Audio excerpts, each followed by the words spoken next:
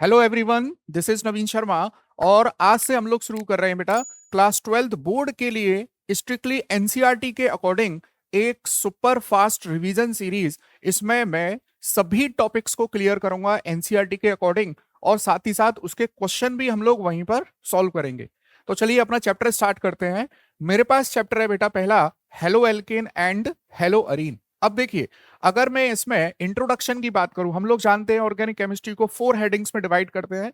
First heading होती है general introduction, second heading होती है general methods of preparation, third heading होती है फिजिकल प्रॉपर्टीज, और फोर्थ हेडिंग होती है केमिकल प्रॉपर्टीज। तो देखिए, फर्स्ट हेडिंग में हम लोग पढ़ते हैं जनरल इंट्रोडक्शन। इसमें हम लोग इनकी डेफिनेशंस और क्लासिफिकेशन को पढ़ते हैं, और साथ ही के साथ यहाँ पे क्वेश्चन को सॉल्व कर लेंगे एनसीईआरटी और एनसीईआरटी एग्जाम्पलर के अकॉर्डिंग, और जो बोर्ड एग्जाम्स के लिए इंपॉर्टेंट क्वेश्चंस है उनको भी डिस्कस करने वाले हैं। चलिए, तो मेरे पास आता है सबसे पहले जैसे हेलो एल्केन। तो हेलो एल्केन क्या है, देखिए मान लीजिए मेरे पास है एक एल्केन। हम लोग जानते हैं एल्केन सैचुरेटेड एलिफेटिक हाइड्रोकार्बन है। देखिए, मान लीजिए मैं एल्केन का जनरल फॉर्मूला लिखता हूं RH। ठीक है, अगर मैं इस एल्केन में से हाइड्रोजन को हटा दूं तो मेरे को मिलने वाला है R, और इसकी एक वैलेंसी अनसेटिस्फाइड हो गई, तो इसका मतलब ये मुझको मिल गया एल्काइल।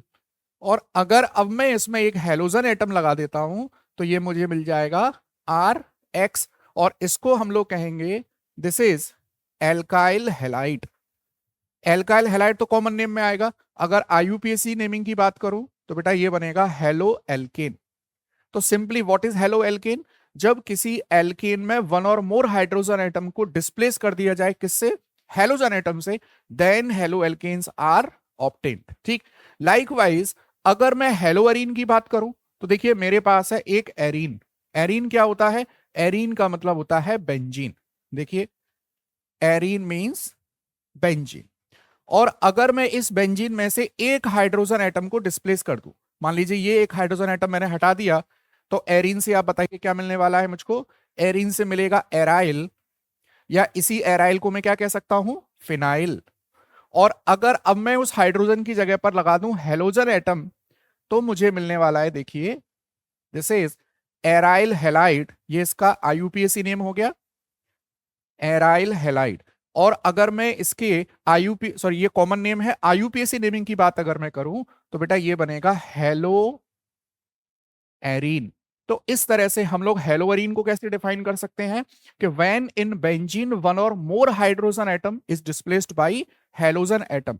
और एक छोटा सा पॉइंट आप लोग पढ़ सकते हैं, समझ सकते हैं। देखिए कि जब भी बेंजीन में डायरेक्टली, याद रखिएगा मैं यहां लिखता हूं, अगर बेंजीन से डायरेक्टली हेलोजन एटम जुड़ा हुआ है then only it will be considered as haloarene. अगर बेंजीन से कोई कार्बन एटम है और फिर कार्बन एटम से हेलोजन लगा हुआ है, that mean this is not haloarene. याद रखिएगा, जब halogen atom directly benzene ring से लगा होता है तभी हम उसको हेलोअरीन कंसीडर करते हैं। ठीक है, चलिए अब हम लोग आते हैं क्लासिफिकेशन पर। देखिए, हमने क्लासिफिकेशन को दो टाइप से पढ़ना है।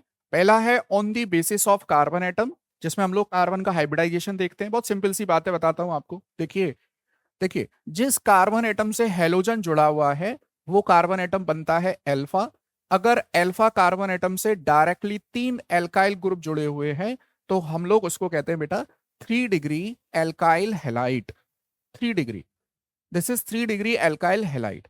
और अगर एल्फा कार्बन एटम से डायरेक्टली केवल 2 एल्काइल ग्रुप जुड़े हुए हैं, एक हाइड्रोजन एटम जुड़ा हुआ है, तो हम लोग इसको बोलते हैं 2 डिग्री एल्काइल हेलाइड। और यहीं अगर हम एल्फा कार्बन एटम से देखें कि केवल एक एल्काइल ग्रुप जुड़ा हुआ है, तो हम लोग बेटा इसको बोलते हैं 1 degree halo alkane, 1 degree alkyl halide, या प्राइमरी एल्काइल हेलाइड। इसे हम tertiary alkyl halide, secondary alkyl halide और 1 डिग्री एल्काइल हेलाइड भी कहते हैं। अच्छा, यहां पर एक चीज कॉमन है, यहां सभी कार्बन एटम का हाइब्रिडाइजेशन आता है sp3। याद रखिएगा, सभी कार्बन एटम का हाइब्रिडाइजेशन है sp3। ठीक है, और देखिए अगर मैं यहां पर हेलोजन एटम को जिस कार्बन एटम से जोड़ता हूं, मान लीजिए this carbon atom is alpha, और ये sp2 हाइब्रिडाइज्ड है। बहुत ध्यान से सुनिए, अगर हेलोजन एटम डायरेक्टली जिस कार्बन से जुड़ा है वो sp2 हाइब्रिडाइज्ड है तो बेटा हम लोग इसको कहते हैं this is vinyl halide. Vinyl halide. अच्छा देखिए, इस अल्फा कार्बन से डायरेक्टली कितने कार्बन एटम जुड़े हैं? 1, तो ये बन जाएगा 1 डिग्री विनाइल हैलाइड। ऐसे ही अगर कहीं पर, देखिए मैं ऐसे बना देता हूं कुछ, हेलोजन एटम जुड़ा है अल्फा कार्बन एटम से, दिस इज sp3, और बीटा कार्बन एटम है sp2, तो बेटा हम लोग इस पर्टिकुलर कंडीशन को कहते हैं कि दिस इज एलाइल हैलाइड। देखिए क्वेश्चंस करेंगे तब ये चीजें क्लियर होंगी। इसको बोलते हैं एलाइल हैलाइड, और अल्फा कार्बन से डायरेक्टली एक कार्बन एटम जुड़ा हुआ है तो ये बन जाएगा 1 डिग्री एलाइल हैलाइड। बहुत ध्यान से सुनिए, अगर halogen atom sp3 carbon atom से डायरेक्टली जुड़ा है तो alkyl halide, sp2 carbon atom से डायरेक्टली जुड़ा है तो विनाइल, और अगर जुड़ा है sp3 से और उसके बीटा कार्बन पर sp2 हाइब्रिडाइज्ड है तो उसको बोलते हैं एलाइल हैलाइड। ठीक है यहां तक? चलिए अब कुछ और क्वेश्चंस करेंगे तो वहां हमको चीजें समझ में आएंगी। देखिए अब मैं आता हूं on the basis of number of halogen atom. ये बहुत इंपॉर्टेंट टॉपिक है, इसको थोड़ा ध्यान से समझिएगा। इस पर क्वेश्चन है हमारी एनसीईआरटी में। देखिए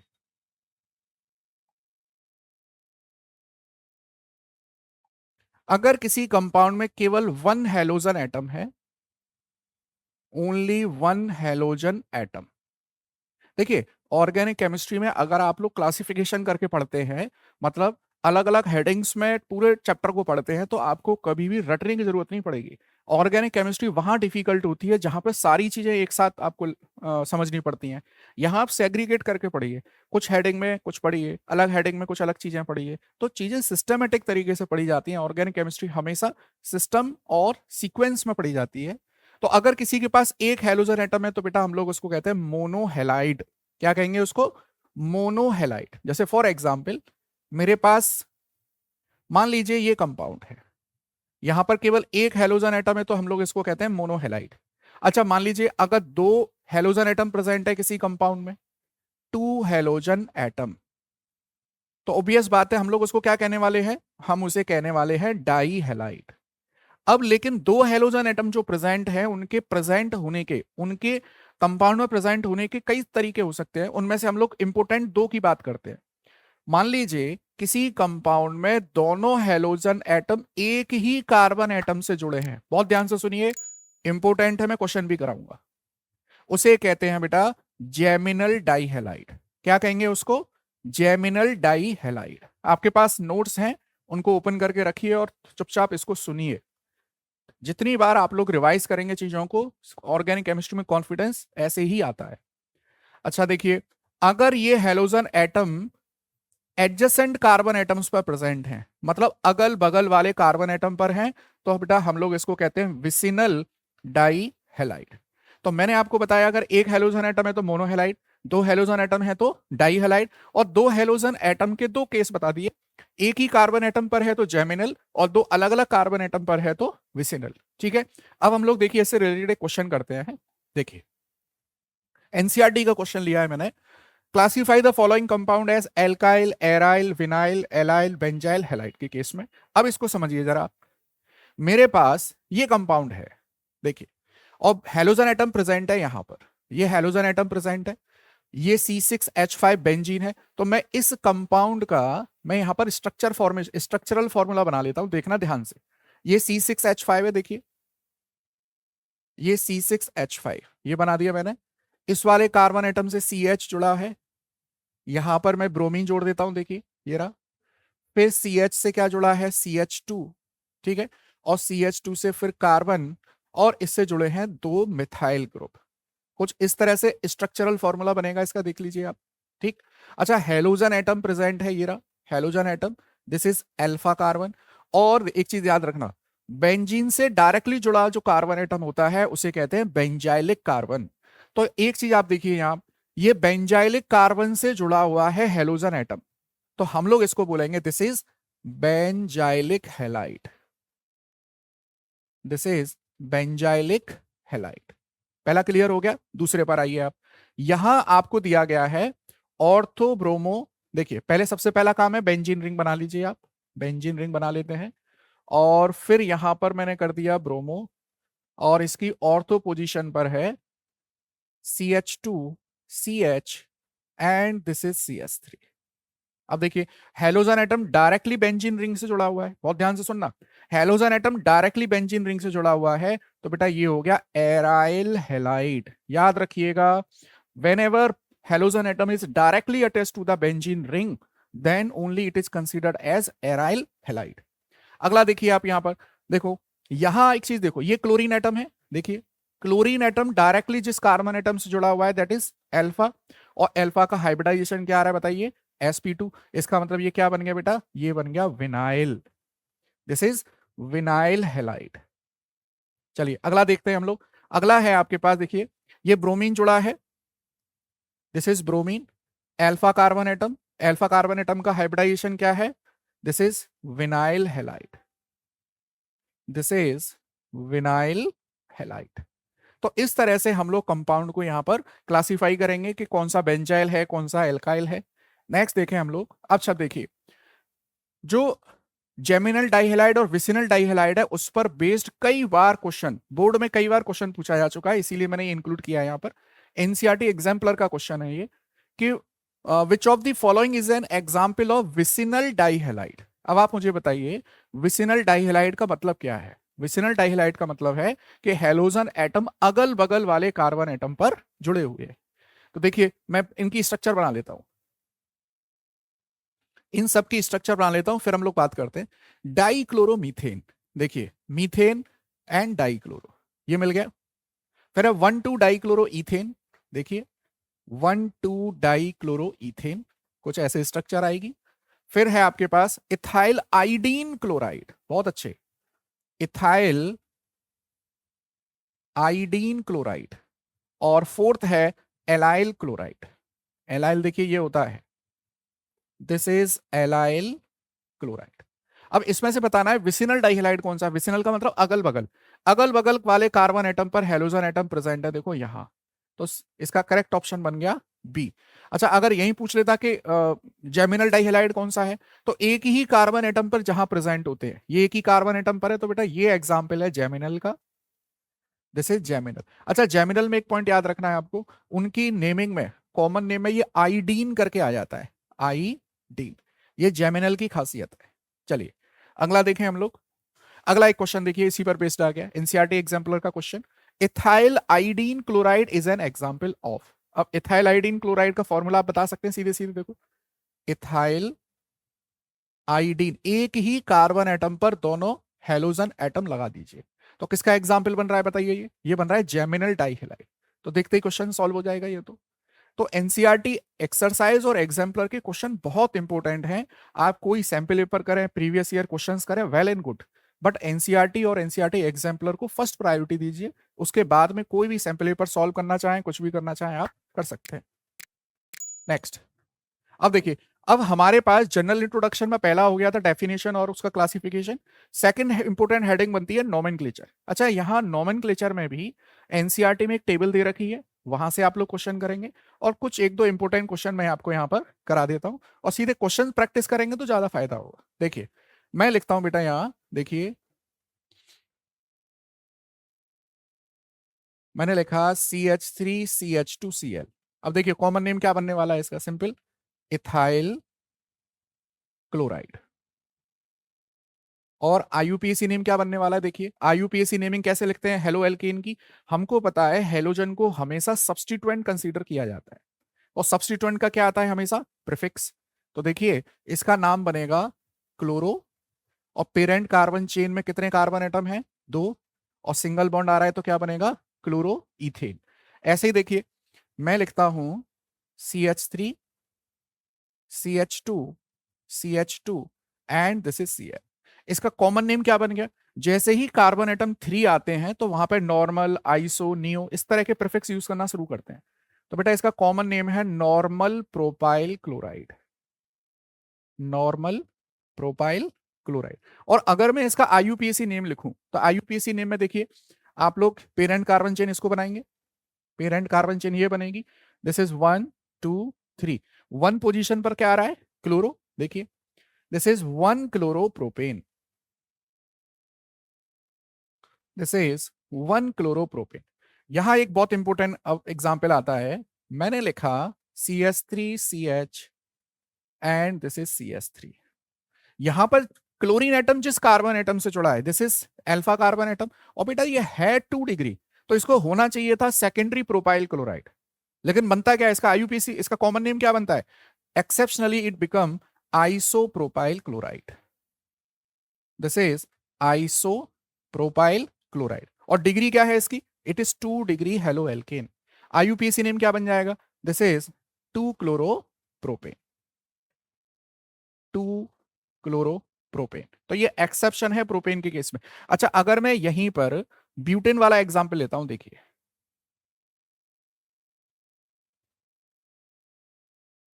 देखिए, ये मेरे पास एक 4 कार्बन कंटेनिंग कंपाउंड है, इसका नाम होता है बेटा आइसोब्यूटाइल क्लोराइड।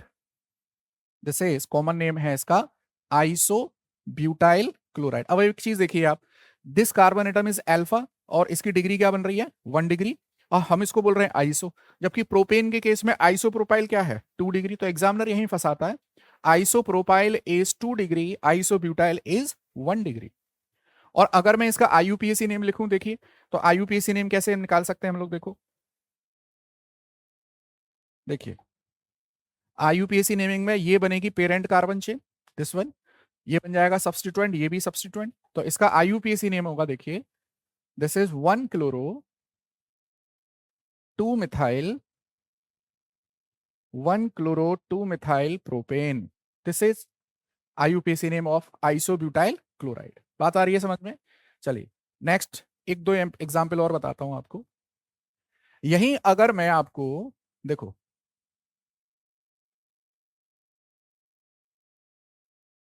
ये कंपाउंड लिखा मैंने, 4 कार्बन कंटेनिंग कंपाउंड है बेटा, इसका नाम है सेकेंडरी ब्यूटाइल क्लोराइड।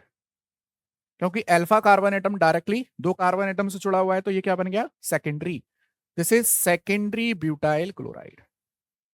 और आईयूपीएसी नेम क्या बन जाएगा? 2 क्लोरो 2 क्लोरो ब्यूटेन। तो इस तरह से ये बेसिक से रूल मैंने कराए हैं, बाकी की प्रैक्टिस कुछ आप लोग कराइए, एनसीईआरटी से करिए, और मैं भी कुछ कराऊंगा। देखिए देखिए, ये बहुत अच्छा क्वेश्चन है, this is the most important question, और ये बोर्ड एग्जाम में आने के अच्छे चांसेस हैं, इसके पूछा जा सकता है ये क्वेश्चन। अब देखिए, इस तरह के रिप्रेजेंटेशन को बोलते हैं बॉन्ड लाइन नोटेशन। अब यहां पर मेरे को इसकी आईयूपीएसी नेमिंग करनी है, तो थोड़ा ध्यान दीजिए इधर। This is carbon atom, this is carbon atom, this is carbon atom. पहला काम है बड़ी से बड़ी कार्बन चेन बनाइए, और अगर किसी कंपाउंड में पेरेंट का अगर किसी कंपाउंड में डबल बॉन्ड है, that mean this multiple bond should be the part of parent carbon chain. तो देखो पेरेंट कार्बन चेन कुछ ऐसे बनेगी, देखो ये बनेगी पेरेंट कार्बन चेन। अब इसमें नंबरिंग देने वाली बात है, बहुत ध्यान से सुनना। अब यहाँ नंबरिंग देने वाली बात है। देखो अगर मैं यहां से नंबरिंग करता हूं 1 2 3, मल्टीपल बॉन्ड को थर्ड पोजीशन मिल रही है और ब्रोमीन को मिल रही है सेकंड पोजीशन। और अगर मैं यहां से नंबरिंग करूं तो मल्टीपल बॉन्ड को मिल रही है फर्स्ट पोजीशन। और हम लोग जानते हैं कि मल्टीपल बॉन्ड और सब्स्टिट्यूएंट में प्रायोरिटी किसकी ज्यादा है? मल्टीपल बॉन्ड की। याद रखना, halogen atom always considered as substituent. तो बेटा ये वाली नंबरिंग हम लोग प्रेफर करेंगे, और इसका नाम आएगा, देखना 3 bromo 3 bromo 2 methyl 3 bromo 2 methyl but, one position पे लगाने की जरूरत नहीं है, butene. 3 bromo 2 methyl but 1 ene, या ब्यूटीन भी लिख सकते हैं। अब आ जाइए सेकेंड एग्जाम्पल, देखिए दिस इज सेकेंड एग्जाम्पल। आपको दे रखा है, देखो ये कार्बन एटम है, ये कार्बन एटम, और ये carbon atom. Parent carbon chain बना लेते हैं हम लोग, ये बन गई पेरेंट कार्बन चेन। देखिए बहुत ध्यान से देखना, अच्छा क्वेश्चन है ये। देखो अगर मैं नंबरिंग यहां से करता हूं 1 2 3, और ये 4 पोजीशन पर ब्रोमो आ रहा है, सेकंड पोजीशन पर मल्टीपल बॉन्ड आ रहा है। और अगर मैं इसकी नंबरिंग यहां से कर दूं, मान लीजिए, देखो अगर मैं इसकी नंबरिंग यहां से कर दूं, देखो 1 पोजीशन पे ब्रोमो, सेकंड पोजीशन पे double bond, third position, and this is fourth position. क्या मल्टीपल बॉन्ड की पोजीशन में कोई चेंज आया? ऊपर वाली नंबरिंग में भी मल्टीपल बॉन्ड सेकंड पोजीशन पे आ रहा है और नीचे वाली नंबरिंग में भी मल्टीपल बॉन्ड सेकंड पे आ रहा है। नीचे वाली इस करने से फायदा क्या है कि यहाँ पे ब्रोमीन को भी अच्छी पोजीशन मिल रही है, कभी कभी ब्रोमीन का भी फायदा हो जाना चाहिए। तो हम लोग कौन सी वाली नंबरिंग को प्रेफर करेंगे? येलो वाली नंबरिंग को। तो अब इसका आईयूपीएसी नेम क्या बन जाएगा? देखिए, अब इसका आईयूपीएसी नेम बनेगा, देखिए, this is 1 bromo 1 bromo 3 methyl 1 bromo 3 methyl, total carbon atom है 4 ब्यूट, एंड दिस इज 2 इन। तो बेटा ये मिल गया आपको 1 ब्रोमो 3 मिथाइल ब्यूट 2 इन। चलिए, ये बड़ा अच्छा क्वेश्चन है लास्ट वाला, ये एनसीईआरटी एक्सरसाइज का क्वेश्चन। देखो मैंने क्या किया है, यहां पर एनसीईआरटी एक्सरसाइज के क्वेश्चन, इन टेक्स्ट के क्वेश्चन, एग्जाम्पलर के क्वेश्चन, जितने भी इंपोर्टेंट क्वेश्चन बन सकते हैं वो सारे क्वेश्चन मैंने यहाँ पे इंक्लूड कर दिए हैं। मतलब आप इस वीडियो को देखिए, ये एक्सटेंसिव रिवीजन सीरीज है, इसमें कुछ भी क्वेश्चन आपको फिर बाहर से करने की जरूरत नहीं पड़ेगी। चलिए, अब थर्ड वाला देखिए, सबसे पहले इसका काम है इसको ओपन करके लिखिए। तो देखो मैं ऐसे लिखता हूं, दिस इज कार्बन एटम, और इस वाले कार्बन एटम से एक क्लोरीन ये जुड़ी हुई है, और ये जुड़ा हुआ है कार्बन से क्लोरीन, क्लोरीन, ये क्लोरीन, सेम चीज यहां, कार्बन से क्लोरीन, ये क्लोरीन, और ये क्लोरीन, सेम चीज यहां, कार्बन से क्लोरीन, कार्बन से क्लोरीन, और ये कार्बन से क्लोरीन। इस तरह से मैंने इसका स्ट्रक्चरल फॉर्मूला बना लिया। अब हमारा काम क्या है बेटा? हमारा काम है पेरेंट कार्बन चेन सेलेक्ट करिए। तो सबसे पहला काम रहता है हमारा कि पेरेंट कार्बन चेन सेलेक्ट कर लीजिए। तो पेरेंट कार्बन चेन देखो ये बन गई, ये बन गई पेरेंट कार्बन चेन।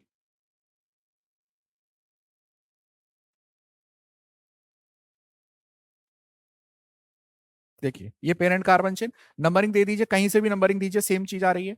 तो मैं नंबरिंग देता हूं, देखो यहां से, this is 1 2 and this is 3।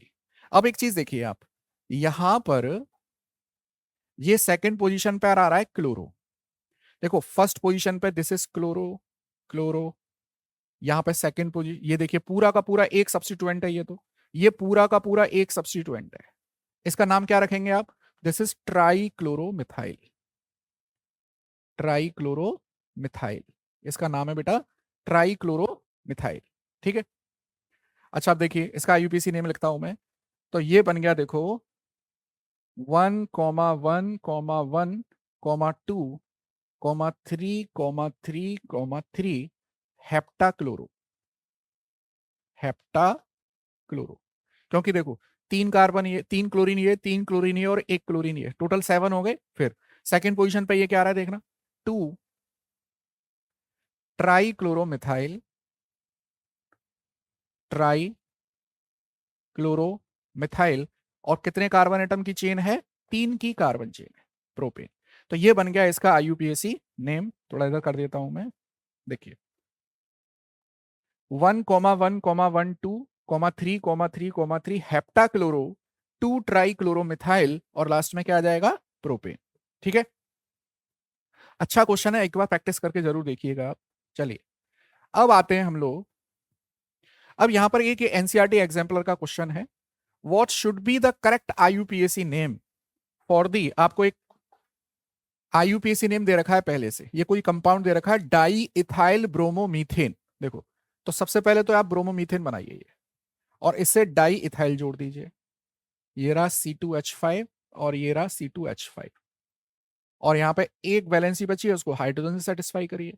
कुल मिलाकर ये बन गया डाई इथाइल ब्रोमोमीथेन, ये बना दिया आपने। चलिए अब आपका काम है पेरेंट कार्बन चेन सेलेक्ट करना। तो बेटा पेरेंट कार्बन चेन बन गई ये, एक तो ये बनी, फिर नीचे से घुमाएंगे इसको, तो ये हटा देता हूं मैं, सीधे बनाते हैं हम लोग पेन से। देखिए पेरेंट कार्बन चेन बन गई ये वाली, बड़ी से बड़ी कार्बन चेन, और अगर कोई सब्स्टिट्यूएंट प्रेजेंट है तो वो इंक्लूड होना चाहिए। अब इसमें नंबरिंग करिए, देखो 2 कार्बन एटम तो ये आ गए, this is 3, this is 4 5, total कितने कार्बन एटम है? 5। तो ये बन गया बेटा 3 ब्रोमो पेंटेन। तो इसका करेक्ट आईयूपीएसी नेम होगा 3 bromopentane. B is the correct option, B is the correct option, 3 bromopentane. चलिए ये कुछ इंपोर्टेंट क्वेश्चन है, द मोस्ट इंपोर्टेंट क्वेश्चन है, इनकी प्रैक्टिस जरूर कर लीजिए, इसमें से बहुत सारे क्वेश्चन आपको बोर्ड एग्जाम्स में मिलेंगे। चलिए अब आते हैं हम लोग जनरल इंट्रोडक्शन का जो सी पार्ट होता है, आइसोमेरिज्म। और देखिए मैं पूरा पूरा डिटेल नहीं बता रहा हूं आपको, जो एग्जाम के पॉइंट ऑफ व्यू से इंपॉर्टेंट है वो सारे टॉपिक और उससे रिलेटेड क्वेश्चंस मैं यहाँ पे डिस्कस कर रहा हूं। स्ट्रक्चरल आइसोमेरिज्म आप लोग जानते हैं, इसे कहते हैं 2D आइसोमेरिज्म, और स्टीरियो आइसोमेरिज्म को कहते हैं 3D आइसोमेरिज्म। अब चेन आइसोमेरिज्म का क्या काम है कि भैया ऐसे कंपाउंड जिनका मॉलिक्यूलर फॉर्मूला तो सेम है बट स्ट्रक्चरल फॉर्मूला डिफरेंट है। क्या करना है आपको, देखो जैसे मान लीजिए आपके पास ये कंपाउंड है, ठीक, यहां पर this is CH3 CH2 CH2, ये एक कार्बन और लगा देता हूं और ये मिल गया आपको इस तरह से। और यहीं अगर मैं इसकी एक ब्रांच बना दूं यहां पर ऐसे, और फिर ये क्लोरीन यहां पर, तो ये है 4 कार्बन एटम की चेन, ये है 3 कार्बन एटम की चेन, तो ये क्या बन गए, चेन आइसोमर बन गए। सेम चीज पोजीशन आइसोमर की बात कर लूं, देखो अगर मान लीजिए एक ही कार्बन एटम पर क्लोरीन है, फिर मैंने क्या किया कि अलग अलग कार्बन पर क्लोरीन कर दिए, मॉलिक्यूलर फॉर्मूला सेम है, स्ट्रक्चरल फॉर्मूला डिफरेंट है, तो ये दोनों एक दूसरे के क्या हो गए, पोजीशन आइसोमर हो गए। लास्ट और बहुत इंपॉर्टेंट आता है स्ट्रक्चरल आइसोमेरिज्म में, ये देख लीजिए आप, फंक्शनल आइसोमेरिज्म। बेटा याद रखना, halo alkane never show functional isomerase, halo alkane never shows functional isomerase. क्योंकि देखो फंक्शनल आइसोमेरिज्म का मतलब है कि वो फंक्शनल ग्रुप का एटम चेंज हो जाना, और यहां पर जैसे ही आप फ्लोरीन की जगह क्लोरीन करोगे या क्लोरीन की जगह ब्रोमीन करोगे तो यहां पर मॉलिक्यूलर फॉर्मूला चेंज हो जाएगा। इसका मतलब कि यहां पर आइसो फंक्शनल आइसोमेरिज्म शो नहीं होगी। अब आते हैं हम लोग, देखिए स्टीरियो आइसोमेरिज्म में भी मैं बात करूंगा केवल और केवल optical isomerism, to the point, specific exam के पॉइंट ऑफ व्यू से डिस्कस कर रहे हैं। तो बेटा ऑप्टिकल आइसोमेरिज्म के लिए एक इंपॉर्टेंट जो कहानी है वो ये है कि compound should have at least 1 chiral carbon. अब चिरल कार्बन को ही क्या कहते हैं, एसिमेट्रिक कार्बन कहते हैं, एसिमेट्रिक कार्बन, ठीक है। मतलब ऐसा कार्बन एटम जिससे चारों ग्रुप डिफरेंट जुड़े हुए हों, जैसे ए बी डी और ई। तो ये वाला कार्बन एटम कैसा हो गया, ये जो कार्बन एटम हमने बनाया है ये कार्बन एटम हो गया एसिमेट्रिक कार्बन, या इसको कहते हैं किरल कार्बन, ठीक है। अब देखिए अगर मैं यहां कुछ एग्जांपल्स ले लूं, जैसे मैंने ले लिया 2 क्लोरोब्यूटेन, देखना ध्यान से, 2 क्लोरोब्यूटेन, यहां लगा दिया chloro, this is CH3H, this is CH2CH3। अब जरा ध्यान से देखिए, जिस कार्बन एटम पर क्लोरीन है वो मेरे लिए इंपोर्टेंट है, ये वाला कार्बन एटम देखिए। अब इस वाले कार्बन एटम को मैं यहां बनाता हूं, देखना, इस वाले कार्बन एटम को, इस वाले कार्बन एटम को मैं यहां बना रहा हूं। इस वाले कार्बन एटम से एक क्लोरीन लगा दो, एक CH3 लगा दो, एक H लगा दो और एक C2H5 लगा दो। अब देख लीजिए आप, यहां इस वाले कार्बन एटम से चारों ग्रुप डिफरेंट जुड़ रहे हैं, इसका मतलब this carbon atom is किरल carbon. और जिस कंपाउंड में एटलीस्ट 1 किरल कार्बन एटम होता है वो कंपाउंड ऑप्टिकली एक्टिव होता है, मतलब it will show optical isomerism. तो एक कहानी समझ में आई आपको कि अगर वो ऑप्टिकल आइसोमेरिज्म शो करेगा तो इसका सबसे बड़ा कंडीशन क्या है, उसके पास कम से कम एक किरल कार्बन एटम प्रेजेंट होना चाहिए, जिसको कहते हैं एसिमेट्रिक कार्बन। चलिए अब देखें इसमें, हाँ अब ये देखिए, अच्छा ये जो ऑप्टिकल आइसोमेरिज्म से रिलेटेड जो छोटी छोटी चीजें हैं वो भी मैंने यहाँ इंक्लूड कर दी हैं, जैसे फॉर एग्जाम्पल ऑप्टिकल रिटेंशन क्या है, ऑप्टिकल इन्वर्जन क्या है, और रेसमिक मिक्सचर क्या है, बहुत इंपॉर्टेंट है, ध्यान से सुनिएगा। देखिए ऑप्टिकल रिटेंशन, ऑप्टिकल इन्वर्जन और रेसमिक मिक्सचर को समझते हैं एक सिंगल से एग्जांपल से, बहुत ध्यान से देखिए इधर, यहां मेरे पास बेटा ये है लीविंग ग्रुप और ये है अटैकिंग ग्रुप, ठीक है, ध्यान से सुनिए। अगर ये अटैकिंग ग्रुप लीविंग ग्रुप को सेम कॉन्फ़िगरेशन में ही रिप्लेस कर दे, यहां से मतलब कैसे, देखिए मैं यहां पे बनाता हूं, this is C2H5, this is H, this is CH3, और बेटा यहां पर x की जगह लग जाए y, तो सेम कॉन्फ़िगरेशन आ रहा है, देखिए सेम कॉन्फ़िगरेशन। इसे कहते हैं ऑप्टिकल रिटेंशन। क्या कहेंगे इसको? ऑप्टिकल रिटेंशन इसको कहते हैं। अगर यहां पर इस x को रिप्लेस कर रहा है, मतलब दिस इज लिविंग ग्रुप, और y ग्रुप इसको जब रिप्लेस करे तो देखो ये फ्लिप हो जाए। मतलब कैसे हो जाए, देखिए this is C2H5, this is H,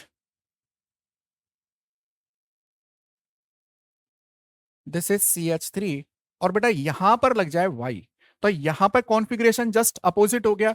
इसे कहते हैं ऑप्टिकल इन्वर्जन, इसे कहते हैं ऑप्टिकल इन्वर्जन।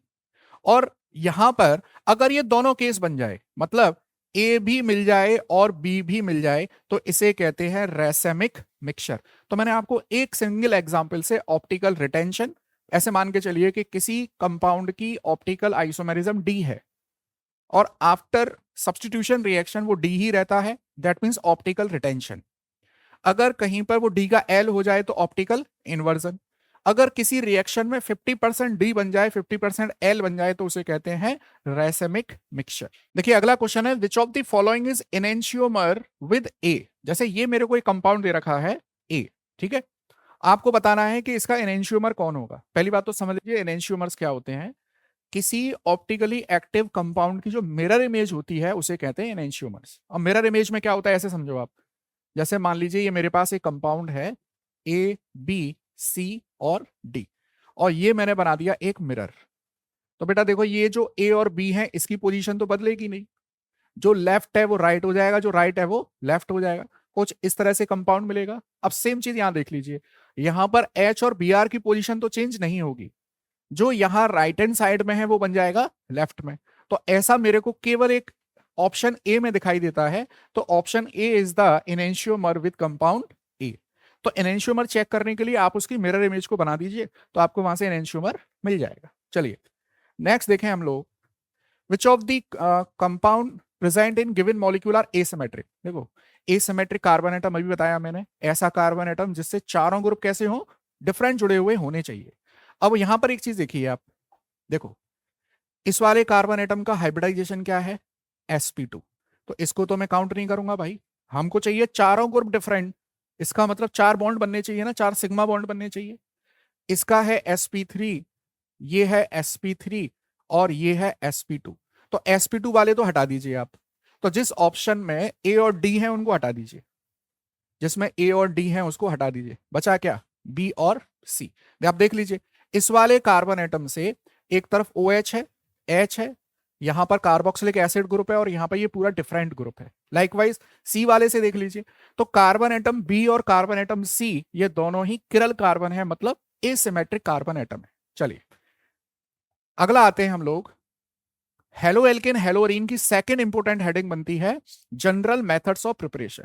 मतलब आप यहां क्या करने वाले हैं, अलग अलग कंपाउंड से हेलो एल्केन को बनाते हैं। अब समझिए मेरे पास एल्केन है, मैं बहुत जल्दी जल्दी इसको कंसाइज वे में इसको बताऊंगा आपको। एल्केन देखो क्या होते हैं बेटा, सैचुरेटेड एलिफेटिक हाइड्रोकार्बन। मैं ऐसे लिख देता हूं, देखो this is CH3CH2CH3, this is propane. ठीक है, बहुत ध्यान से देखिएगा, एक भी कॉन्सेप्ट में छोड़ूंगा नहीं, सभी आपके समझ में आएगा। देखो प्रोपेन की रिएक्शन में कराना चाहता हूं क्लोरीन के साथ, तो बेटा आपको लेना पड़ेगा सनलाइट। आप जानते हैं 11th क्लास में जीओसी पढ़कर आए हैं, एल्केन क्या होते हैं, लेस रिएक्टिव कंपाउंड होते हैं। तो लेस रिएक्टिव कंपाउंड के लिए जो रिएक्शन मिक्सचर है वो एक्टिव होना चाहिए। तो मुझे यहाँ पे या तो हाईलाइट एसटीपी लेना पड़ेगा, हाई टेम्परेचर, या मेरे को लेनी पड़ेगी यूवी लाइट। तो मैं ऐसे लिख दिया क्लोरीन के साथ सनलाइट। क्लोरीन और ब्रोमीन को आसानी से यूज कर लेते हैं, फ्लोरीन और आयोडीन को यूज नहीं करते हैं। फ्लोरीन के साथ एक्सप्लोजन होता है, आयोडीन के साथ रिवर्सिबल रिएक्शन होती है। तो बेटा यहां क्या होने वाला है, देखो यहां आपको मिलेगा CH3CH2 CH2Cl, और ये भी मिल सकता है CH3CHCl और ये CH, मतलब 1 क्लोरोप्रोपेन और 2 क्लोरोप्रोपेन, ये आपको मिलेगा। तो मैंने आपको क्या बता दिया, alkane free radical substitution reaction show करते हैं और क्या बना देंगे, हेलो एल्केन्स बना देंगे। अब एक चीज यहां पे जो इंपॉर्टेंट है, जो एग्जाम के पॉइंट ऑफ व्यू से बहुत इंपॉर्टेंट है, अब उसको समझिए आप। ये फ्री रेडिकल सब्स्टिट्यूशन रिएक्शन दो तरह के हाइड्रोजन और शो कर सकते हैं, बहुत ध्यान से देखना। अगर मेरे पास, देखना ध्यान से, अगर मेरे पास बेंजाइलिक कार्बन है, देखो जैसे मैंने ये लिखा, और बेंजाइलिक कार्बन एटम की रिएक्शन मैंने कर दी है क्लोरीन के साथ सनलाइट लेकर।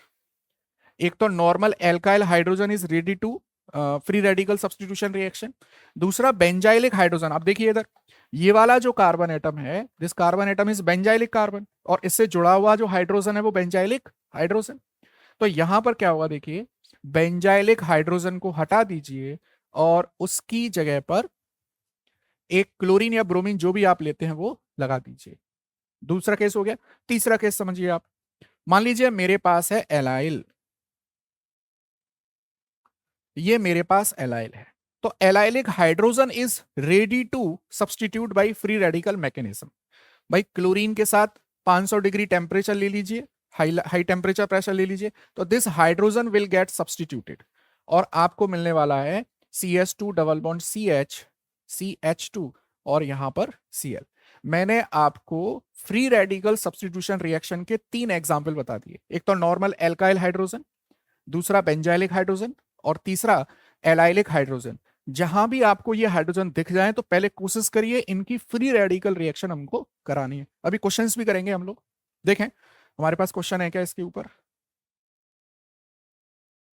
हाँ देखो ये वाला क्वेश्चन, देखो आप ये वाला क्वेश्चन देखिए आप, देखिए यहां इस वाले कंपाउंड में बेंजीन से जो कार्बन एटम जुड़ा है, इस कार्बन एटम से ये बेंजाइलिक कार्बन हो गया, और बेंजाइलिक कार्बन से जो हाइड्रोजन जुड़ा है वो बेंजाइलिक हाइड्रोजन हो गया। Br2 के साथ हीट या सनलाइट लिया आपने, तो बेटा आपको क्या मिलने वाला है, देखिए यहां पर ये NO2 तो केवल दिखावे के लिए है, यहां आपको मिलेगा बेटा ये Br और ये मिल जाएगा CS3। बात समझ में आई मेरे। फ्री रेडिकल सब्स्टिट्यूशन रिएक्शन 3 तरह के हाइड्रोजन शो करते हैं, उसमें से बेंजाइलिक हाइड्रोजन दूसरे नंबर का है। चलिए अब आ जाइए इस वाले एग्जाम्पल पर, देखो ये वाला कार्बन एटम एलाइलिक है और नीचे वाला कार्बन एटम भी एलाइलिक है।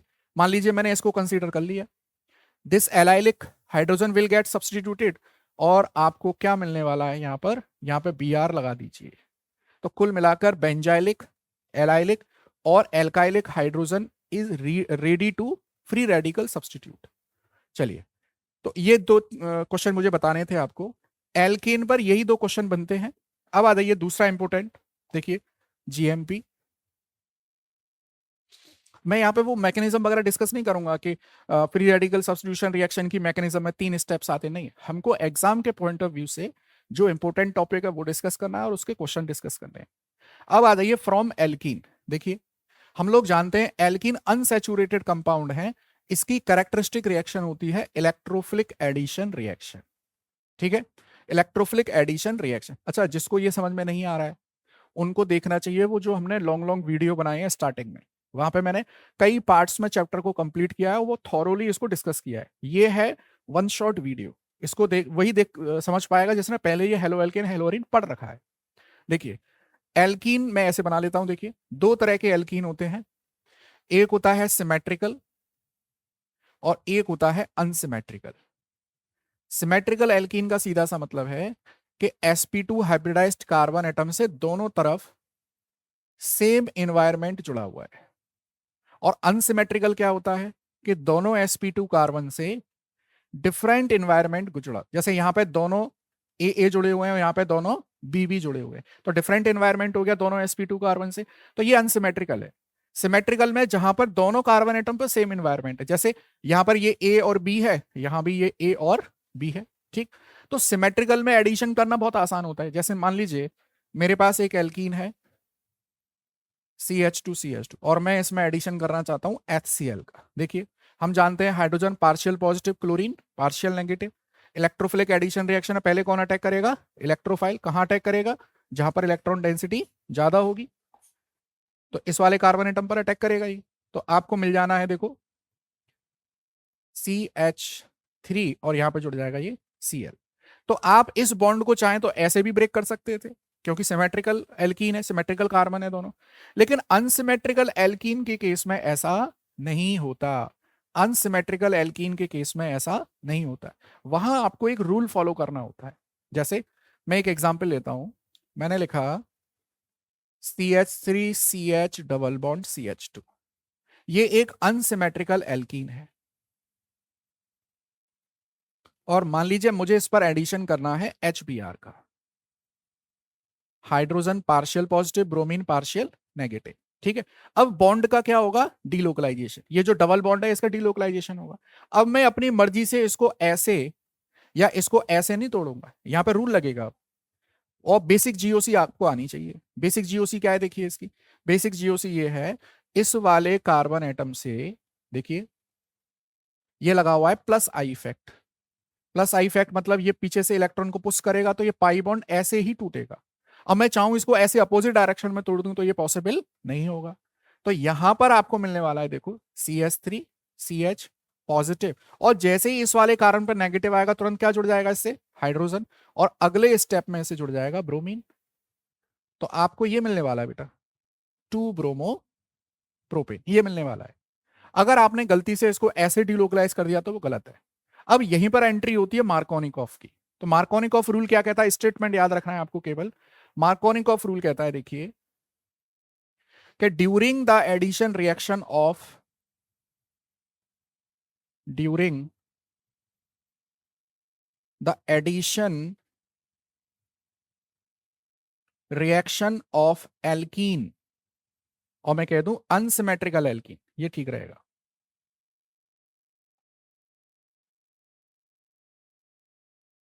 During the reaction of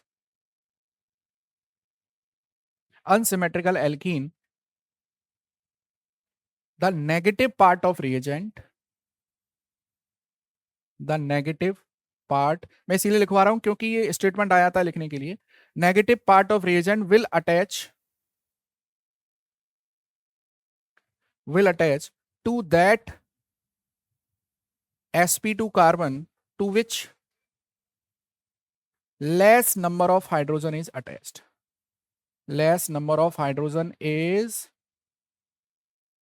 attached। ये है मार्कोनिकॉफ रूल का स्टेटमेंट, आपके यहां लिखने के लिए आ जाता है। अच्छा, अब यहीं पर एंट्री हो जाती है किसकी, एंटी मार्कोनिकॉफ रूल की। एंटी मार्कोनिकॉफ रूल क्या होता है, देखो पहले याद कर लीजिए। आपको यूज करना है, देखो एंटी मार्कोनिकॉफ रूल में HBr, और HBr के साथ होना चाहिए पेरोक्साइड।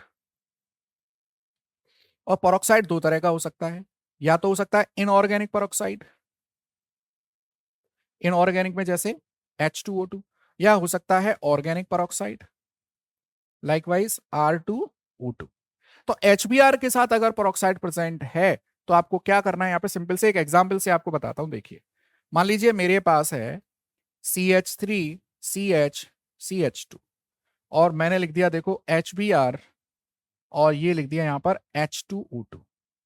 अब सीधी सी बात है, HBr H2O2 और ये अनसिमेट्रिकल एल्कीन, तो तीनों कंडीशन फॉलो कर रही हैं एंटी मार्कोनिकॉफ रूल को। अब मैं आपको एक डायरेक्ट मेथड बताता हूं। देखो आप इस बॉन्ड को डीलोकलाइज कर सकते हो, this is positive this is negative, hydrogen partial positive, bromine partial negative.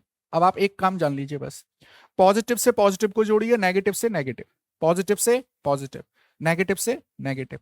आपको बेटा ये मिलेगा CH3 CH2 CH2 और Br, मतलब टर्मिनल पोजीशन पर ब्रोमीन लगेगा।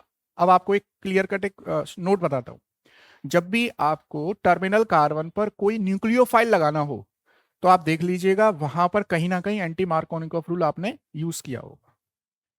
तो अब याद रखिए इसको, मार्कोनिकॉफ रूल और एंटी मार्कोनिकॉफ रूल, दो कंडीशन बताई है मैंने आपको। चलिए अभी मैं क्वेश्चन कराऊंगा तो और क्लियर होगा ये। तो हमने बेटा GMP पढ़ रहे थे हम लोग, एल्केन से बताया, एल्कीन से बताया। अब हम लोग आते हैं देखो from halo alkane, halo alkane से हम लोग देखो हेलो एल्केन की GMP पढ़ रहे हैं, और वो भी हेलो एल्केन से ही पढ़ रहे हैं। तो बेटा इसको बोलते हैं हेलोजन एक्सचेंज मेथड, बहुत इंपॉर्टेंट है ये। देखिए हमको ये पता है कि हम लोग RCl और RBr को बड़ी आसानी से बना लेते हैं, क्लोरो एल्केन और ब्रोमो एल्केन को बड़ी आसानी से बना सकते हैं। लेकिन अगर मुझे मान लीजिए चाहिए आयोडो एल्केन, आयोडो एल्केन, तो हम लोग डायरेक्ट तो नहीं बनाते इसको, हम लोग बनाते हैं इसको एक्सचेंज फॉर्मूला से। क्या एक्सचेंज फॉर्मूला है, देखिए हम लोग क्या करते हैं, इसकी रिएक्शन कर देते हैं। अगर RCl है मेरे पास तो सोडियम आयोडाइड के साथ इसकी रिएक्शन करा दो, या आरबीआर है, सोडियम आयोडाइड के साथ इसकी रिएक्शन करा दो। और जब आप इसकी रिएक्शन कराते हो तो यहां पे सॉल्वेंट आप लेते हो एसीटोन। या तो आपके पास आरसीएल होगा या आपके पास आरपीआर होगा।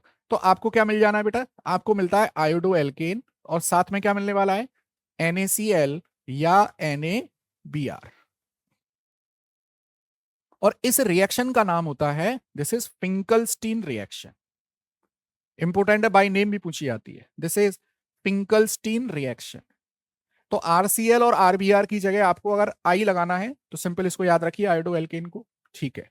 अच्छा, एक चीज और बता दूं आपको, ये एसीटोन जो हमने यहाँ पे यूज किया है, ये नॉन पोलर, मतलब इसमें क्या होता है कि NaCl जो बना है वो डिसॉल्व नहीं होता है, ये नीचे बैठना स्टार्ट कर देता है, तो ये रिएक्शन फॉरवर्ड डायरेक्शन की ओर ज्यादा से ज्यादा जाती है। ये कहानी है इसकी।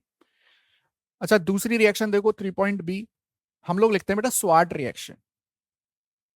स्वाट रिएक्शन, इसको समझिए। मैं आरसीएल और आरबीआर तो बड़ी आसानी से बना सकता हूं, आरसीएल और आरबीआर। अगर मुझे चाहिए आरएफ, तो हम लोग क्या करते हैं, देखो हम लोग बेटा यहां पर या तो यूज करेंगे कोबाल्ट फ्लोराइड, या यूज करेंगे AgF, या यूज करेंगे HgF2। ये मेटेलिक फ्लोराइड हम लोग यूज करने वाले हैं। तो आपको मिल जाएगा फ्लोरो एल्केन, और name of that reaction is Swarts reaction. तो दो इंपोर्टेंट रिएक्शन आई आपके पास, फिंकलस्टीन और स्वाट रिएक्शन। अब फोर्थ मेथड है आपके पास, देखिए दिस इज एल्कोहल। मतलब एल्को हमने सबसे पहले एल्केन से बनाया, एल्कीन, फिर उसके बाद में हेलोजन एक्सचेंज मेथड। अब आ जाइए आप एल्कोहल पे, देखिए ये एल्कोहल है मेरे पास, और एल्कोहल से हेलो एल्केन बनाने के बड़े इंपोर्टेंट से मेथड है, मैं यहाँ पे लिख देता हूँ। शॉर्ट नोट्स हैं ये, डिटेल में पढ़ना है तो पहले वीडियो बना हुआ रखा है पार्ट्स में, उसको पढ़िए। इसकी रिएक्शन कराते हैं बेटा हम लोग कंसंट्रेटेड HCl के साथ एनहाइड्रस जिंक क्लोराइड। ठीक है। तो यहां क्या होने वाला है, देखो यहां पर ये वाला बॉन्ड ब्रेक होगा, और यहां आपको मिल जाएगा देखो RCl प्लस H2O। ठीक, यहां पे एक क्वेश्चन बनता है, मैं क्वेश्चन भी सॉल्व कराऊंगा अभी थोड़ी देर बाद। अच्छा, दूसरी कंडीशन आप यहां पे ले लीजिए बेटा PCl5। PCl5 लेंगे, देखो आपको मिलेगा RCl plus HCl plus POCl3। याद रखिएगा, इस POCl3 का नाम पूछा गया है, this is phosphoryl chloride, this is phosphoryl chloride, phosphoryl chloride. चलिए, ऐसे ही अगर आप PCl3 के साथ कराते हैं, ये इंपोर्टेंट है, PCl3 के साथ कराते हैं तो क्या होता है, आपको लेने पड़ेंगे बेटा एल्कोहल के 3 मॉलिक्यूल। देखिए, एल्कोहल के 3 मॉलिक्यूल आपको लेने हैं। तो यहां पे क्या होने वाला है, ये 3RCl प्लस 3RCl, देखो 3 R है, 3 क्लोरीन है, और आपके पास बचा हुआ क्या है, देखो 3 hydrogen, 1 phosphorus, 3 oxygen, this is phosphorous acid. याद रखिएगा, साइड प्रोडक्ट पर भी क्वेश्चन बन रहे हैं, दिस इज फॉस्फोरस एसिड। अब आ जाइए, अगर मैं यहां पर बेटा ले लूं SOCl2, this is thionyl chloride, sulphonyl chloride, और यहां लेते हैं बेटा पायरिडीन। अब यहां क्या होता है, देखिए यहां पर बनता है RCl plus HCl, HCl gas form में बनेगा, और ये SO2 गैस फॉर्म में, और इसका नाम है, this is Darzens method, and this is the best method to prepare chloroalkane from alcohol. क्यों बेस्ट मेथड है, क्योंकि यहाँ पे जो दो साइड प्रोडक्ट बन रहे हैं वो दोनों गैसियस फॉर्म में है, और आपको इन्हें प्यूरिफाई करने की जरूरत नहीं है, इसीलिए ये है best method, डार्जन method is the best method. अब आ जाइए आप लोग लास्ट में, फिफ्थ मेथड है अमाइंस। अमाइंस से हम लोग कैसे बनाते हैं, देखिए देखो दिस इज RNH2, इसकी रिएक्शन करानी है आपको नाइट्रोसिल क्लोराइड के साथ। नाइट्रोसिल क्लोराइड को ही बोलते हैं टील्डन्स रिएजेंट, दिस इज टील्डन्स रिएजेंट। यहां क्या होने वाला है, देखो यहां पर मैं बॉन्ड ब्रेकिंग दिखा दूं, R के साथ Cl, H2 के साथ O, और जो आ रहा है आपके पास, देखिए क्या आ रहा है आपके पास, आपके पास मिल जाएगा RCl plus N2 plus H2 तो इस तरह से there are 5 methods by which you can prepare haloalkane. अब इन हेलो एल्केन की जीएमपी पर जो इंपॉर्टेंट क्वेश्चन है एनसीईआरटी एक्सरसाइज और एग्जाम्पलर में, that I am going to discuss. देखिए ये क्वेश्चन बहुत इंपॉर्टेंट है, बहुत ध्यान से सुनना। ये क्वेश्चन दे रखा है एनसीईआरटी एग्जाम्पलर में, और ये क्वेश्चन दे रखा है एनसीईआरटी इन टेक्स्ट क्वेश्चन में। केवल एक कंडीशन चेंज है, यहां पे पेरोक्साइड यूज किया है, यहां पे पेरोक्साइड यूज नहीं किया। अब सीधी सी बात देखिए बेटा, ये तो बेंजीन है, तो बेंजीन तो डायरेक्ट रिएक्शन करेगा नहीं एचबीआर के साथ। और आप देख रहे हैं ये वाला जो ग्रुप है मेरे पास एलाइल, यहां एक चीज है, यहां पे मल्टीपल बॉन्ड आ रहा है ये, तो इस वाले मल्टीपल बॉन्ड को देखो मैं ऐसे डिसोसिएट करता हूं, ऐसे डीलोकलाइज करता हूं। यहां पॉजिटिव आएगा, यहां पे नेगेटिव। हम लोग जानते हैं मार्कोनिकॉफ रूल के अकॉर्डिंग पॉजिटिव से नेगेटिव जुड़ेगा और नेगेटिव से पॉजिटिव। तो आपको ये मिलने वाला है कुछ, देखो CH2 CH, CH2 से क्या जुड़ जाएगा H, और यहां इस वाले कार्बन एटम से क्या जुड़ जाएगा Br। और अगर पेरोक्साइड प्रेजेंट है तो सीधा सा फॉर्मूला है, इस वाले बॉन्ड का डीलोकलाइजेशन ऐसे करेंगे हम लोग, देखिए। और आप देखेंगे नेगेटिव से नेगेटिव जोड़ेंगे, पॉजिटिव से पॉजिटिव जोड़ेंगे, तो आपको डायरेक्टली एंटी मार्कोनिकॉफ रूल का प्रोडक्ट मिल जाएगा, और ये हो जाएगा CH2CH and this is CH2Br। जब भी टर्मिनल कार्बन एटम पर आपको न्यूक्लियोफाइल लगाना हो तो कहीं ना कहीं एंटी मार्कोनिकॉफ रूल आपकी हेल्प जरूर करता है। तो ये क्वेश्चन था, देखिए। अब अगला देखिए, मेरे पास है, देखो दिस इज एल्कोहल SOCl2। हम लोग जानते हैं एल्कोहल की रिएक्शन सल्फोनिल क्लोराइड के साथ कराओगे, डार्जन मेथड है। तो यहां पर OH को हटा के सीधे सीधे क्या लगा देना है आपको, यहां पर लगा देना है Cl, साथ में साइड प्रोडक्ट HCl, और साथ में क्या मिलने वाला है SO2, ये मिलेगा, ठीक है। और इसके कुछ क्वेश्चंस मैंने पहले ही करा दिए थे आपको, यस। तो ये जीएमपी पर बेस्ड कुछ 4 इंपोर्टेंट क्वेश्चन थे, हमने डिस्कस कर लिए। और भी क्वेश्चंस आएंगे आगे, आगे डिस्कस करेंगे। चलिए अब आते हैं हम लोग हेलो एल्केन हेलो अरीन की थर्ड इंपोर्टेंट हेडिंग आती है फिजिकल प्रॉपर्टीज। और इस फिजिकल प्रॉपर्टीज में कई सारी फिजिकल प्रॉपर्टी हैं स्टार्टिंग में जब हम लोग पढ़ते हैं। अब मैं यहां पर आपके सामने इंपोर्टेंट 3 और 4 फिजिकल प्रॉपर्टी डिस्कस करने वाला हूं। पहला है पोलर नेचर, इसको समझिए। पोलर नेचर का मतलब देखिए, जितने भी हेलो एल्केन्स हैं हम लोग जानते हैं partial negative and this is partial positive. तो मैं एक पॉइंट तो ये लिख देता हूं कि haloalkanes are partially polar in nature, partially polar in nature, completely polar नहीं है। कंप्लीटली पोलर कौन होते हैं, जो आयनिक कंपाउंड होते हैं, जैसे NaCl, Na positive Cl negative. यहां तो पार्शियल पॉजिटिव पार्शियल नेगेटिव आ रहा है, that means they are partially polar in nature. अब यहां पर क्वेश्चन क्या आता है, देखो यहां पर आता है पोलर नेचर का ऑर्डर डिफाइन करने के लिए। तो मैं आपको एक चीज बता दूं, देखो RF, RCl, RBr और ये RI। हम जानते हैं फ्लोरीन की इलेक्ट्रोनेगेटिविटी सबसे ज्यादा है और आयोडीन की इलेक्ट्रोनेगेटिविटी सबसे कम है। तो इलेक्ट्रोनेगेटिविटी जिसकी ज्यादा होगी वहां पे पोलर नेचर ज्यादा होगी। तो यहां पर सबसे ज्यादा पोलर नेचर है RF की, देन RCl, देन RBr, और सबसे कम पोलर नेचर है आयोडो एल्केन की। एक तो ये वाला क्वेश्चन बनता है पोलर नेचर पर।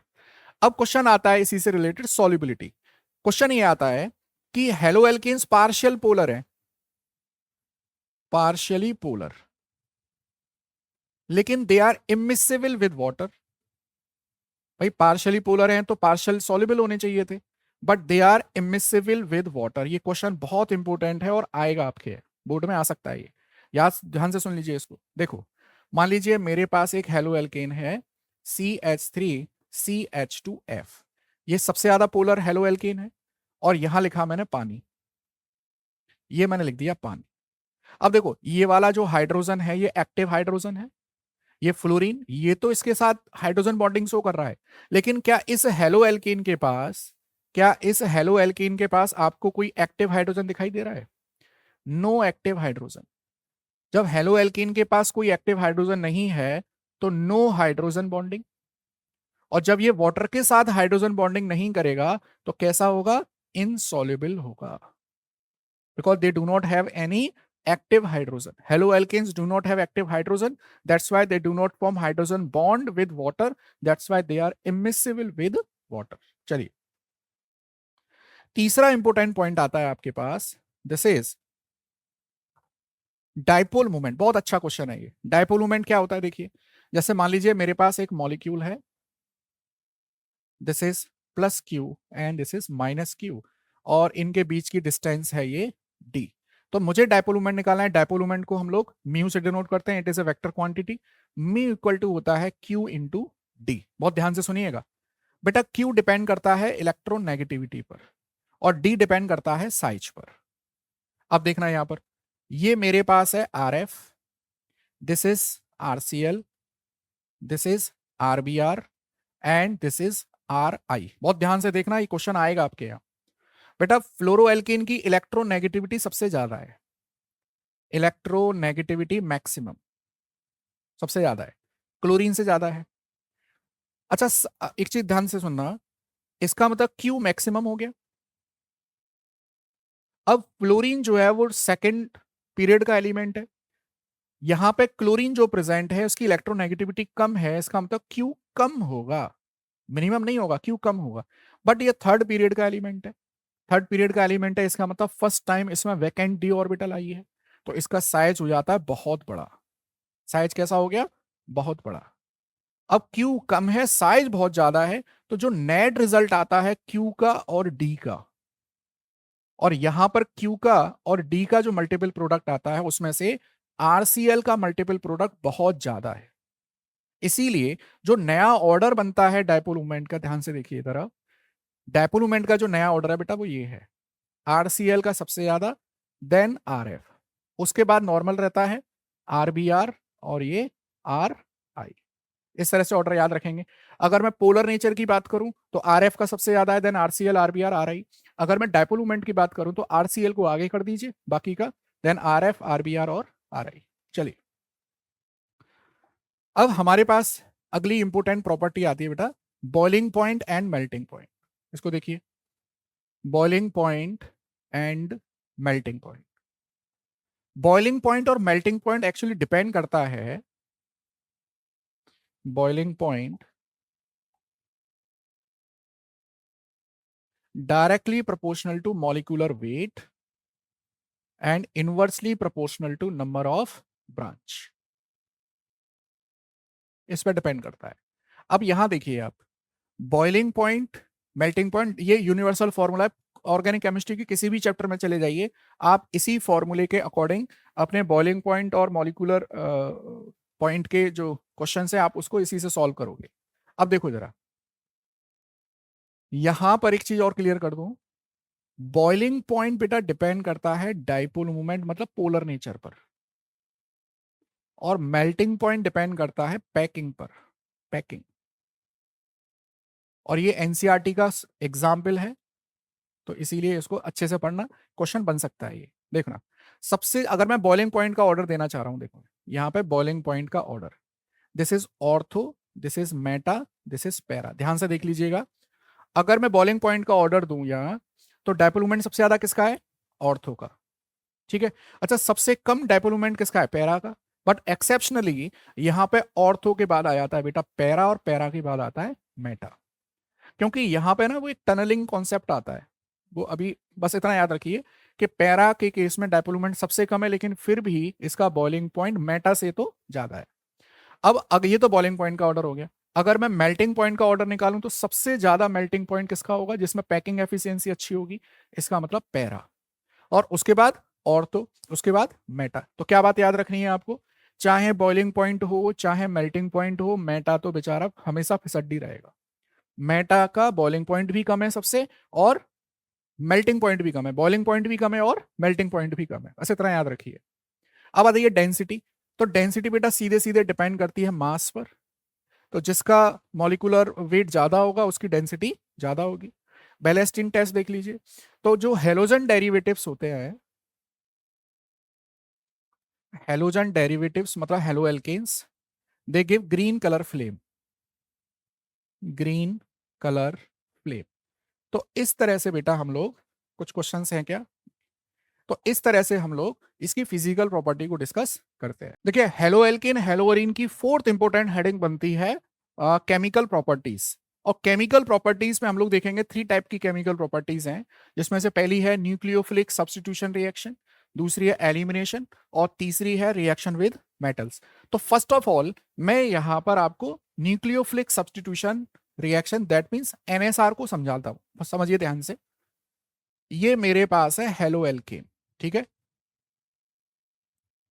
और हेलो एल्केन की रिएक्शन करा दी हमने किसी रिएजेंट के साथ में। देखिएगा ध्यान से, this is positive part, this is negative part, this is electrophile and this is nucleophile, ठीक है।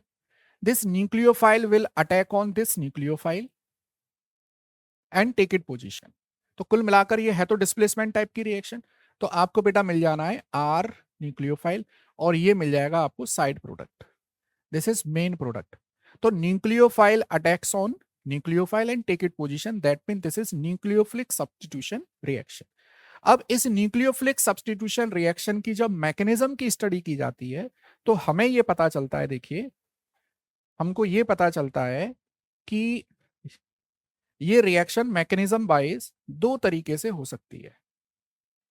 देखिए एक बनता है बेटा SN1 और एक बनता है बेटा SN2। SN1 मैकेनिज्म बनती है इसकी और एक बनती है SN2। अब SN1 की क्या कहानी है मैं आपको ये समझाता हूं। देखिए SN1 रिएक्शन 2 स्टेप्स में होती है।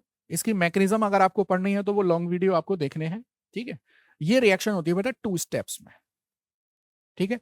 पहला स्टेप होता है first step breaking of CX bond और सेकंड स्टेप होता है अटैक ऑफ न्यूक्लियोफाइल, ठीक। यहां पर इंटरमीडिएट बनता है कार्बोकैटाइन। इंटरमीडिएट क्या बनता है यहां पर? कार्बोकैटाइन। और कार्बोकैटाइन की स्टेबिलिटी का ऑर्डर आपको पता होना चाहिए। कार्बोकैटाइन की स्टेबिलिटी का ऑर्डर आप जानते हैं 3 degree, then 2 degree, then 1 degree, इस तरह से। और अगर मैं इसकी स्टीरियो केमिस्ट्री की बात करूं, अगर मैं SN1 की स्टीरियो केमिस्ट्री की बात करता हूं तो देखिए आपको पता है अगर हमारे पास सबस्ट्रेट ऑप्टिकली एक्टिव है, ऑप्टिकली एक्टिव,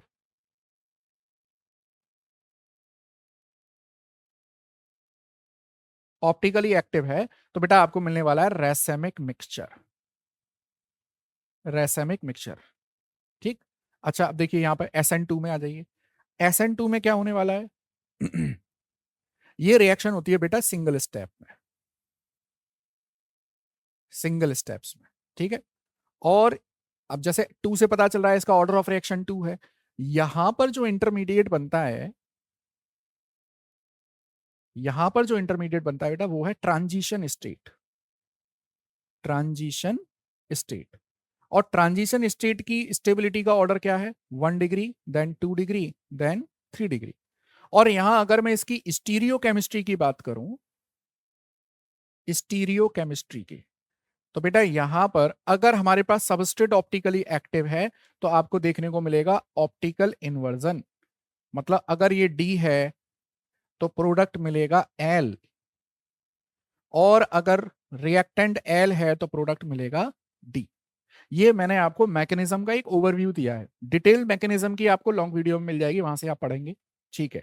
अब इस पर बेस्ड क्वेश्चन क्या आते हैं वो मैं आपको बताता हूं। देखिए इस पर बेस्ड क्वेश्चन आते हैं कुछ इस तरह के कि कौन सा सबस्ट्रेट SN1 ज्यादा शो करेगा, SN2 ज्यादा शो करेगा। तो याद रखिए SN1 के लिए रिएक्टिविटी ऑर्डर है 3 डिग्री, 2 डिग्री, 1 डिग्री, और SN2 के लिए रिएक्टिविटी ऑर्डर है 1 degree, then 2 degree, then 3 degree. अब देखिए यहां पे मुझे SN2 का बताना है। ये इस वाले कार्बन एटम से जुड़ा हुआ है, देखिए this is alpha carbon, this is 1 degree. यहाँ पे this carbon atom is alpha, this is 2 degree. तो SN2 कौन ज्यादा शो करेगा? ऑब्वियसली 1 डिग्री जल्दी शो करेगा। अब यहां जाइए, this carbon atom is alpha, this carbon atom is alpha, it is also 1 degree and it is also 1 degree.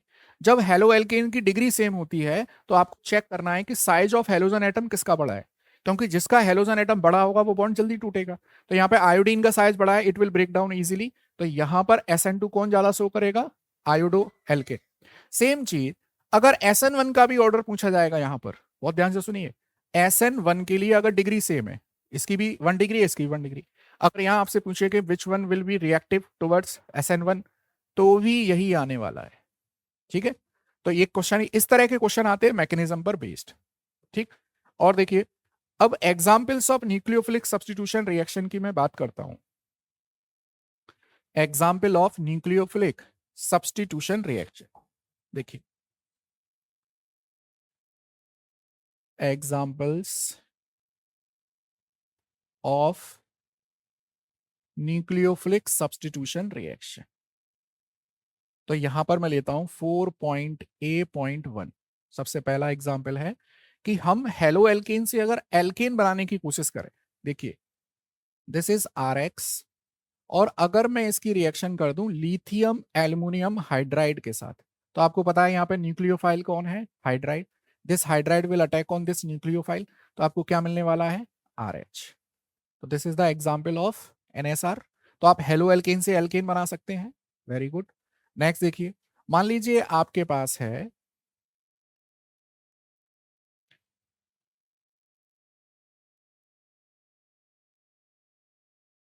मान लीजिए आपके पास ये एक क्लोरो एल्कीन है, ठीक, और आप इससे बनाना चाहते हैं एल्कीन।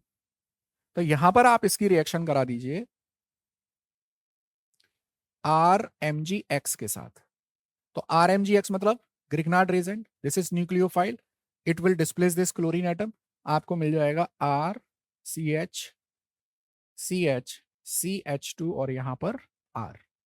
ऐसे ही थर्ड, इस पर बेस्ड आपकी एनसीईआरटी में क्वेश्चन है। ये दोनों तो मैंने आपको एक सीक्वेंस बन जाए इसीलिए बताया है। सबसे पहला synthesis of alkene, synthesis of alkene, तीसरा बनता है सिंथेसिस ऑफ एल्काइन। मान लीजिए आपके पास ये एक एल्काइन है, दिस इज एल्काइन, ठीक, और आपको एक डिजायर्ड एल्काइन बनानी है, अपनी पसंद की कोई एल्काइन बनानी है आपको। तो आप कैसे उस एल्काइन तक पहुंच सकते हैं ये मैं आपको बताता हूं। सबसे पहले आप इसकी रिएक्शन करा दो बेटा सोडियम के साथ।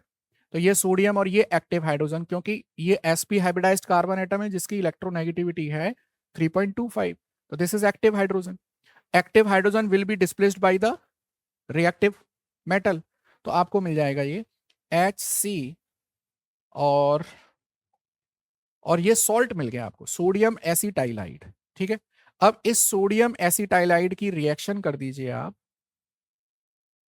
RX के साथ। R के ऊपर है पार्शियल पॉजिटिव, ये है पार्शियल नेगेटिव। तो देखिए ये C पर नेगेटिव, ये सोडियम पर पॉजिटिव।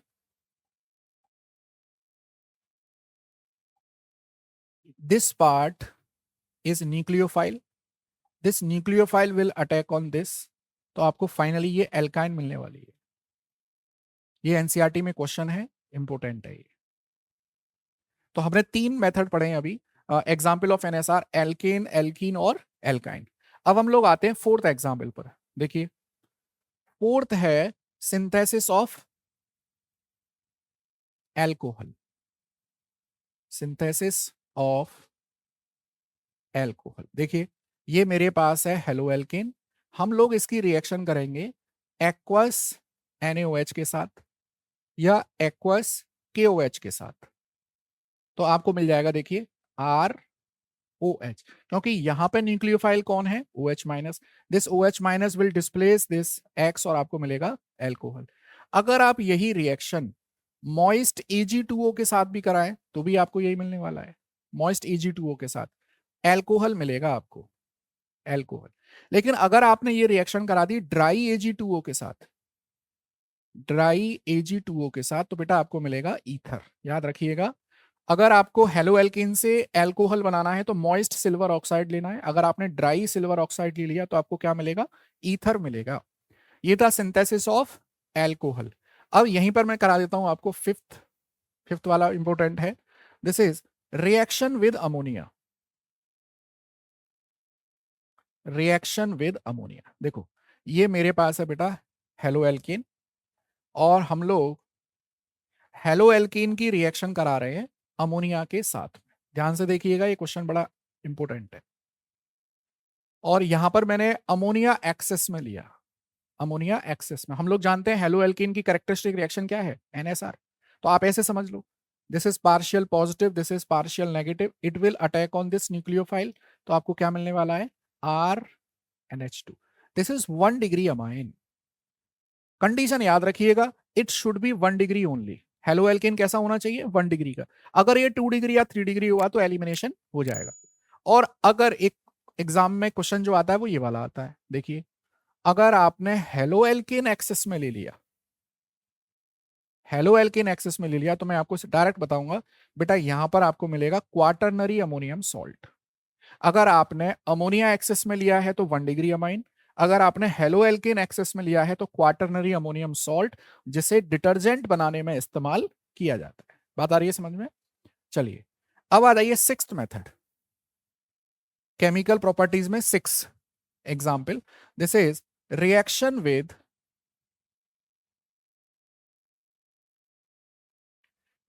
With potassium cyanide. देखिए, ये लिखा मैंने आर एक्स, और इसकी रिएक्शन कर दी है मैंने पोटेशियम साइनाइड के साथ में। बहुत इंपॉर्टेंट है ये। पोटेशियम ग्रुप फर्स्ट का एलिमेंट है, कार्बन ग्रुप 14 का एलिमेंट है, तो ये bond is quite ionic in nature, तो ये बॉन्ड इजीली ब्रेक डाउन हो जाएगा। K+Cn- will attack on this nucleophile. आपको फाइनली क्या मिलने वाला है, RCN। This is alkyl cyanide, या इसको मैं IUPAC नेम देना चाहूं तो बेटा ये बनता है एल्केन नाइट्राइल।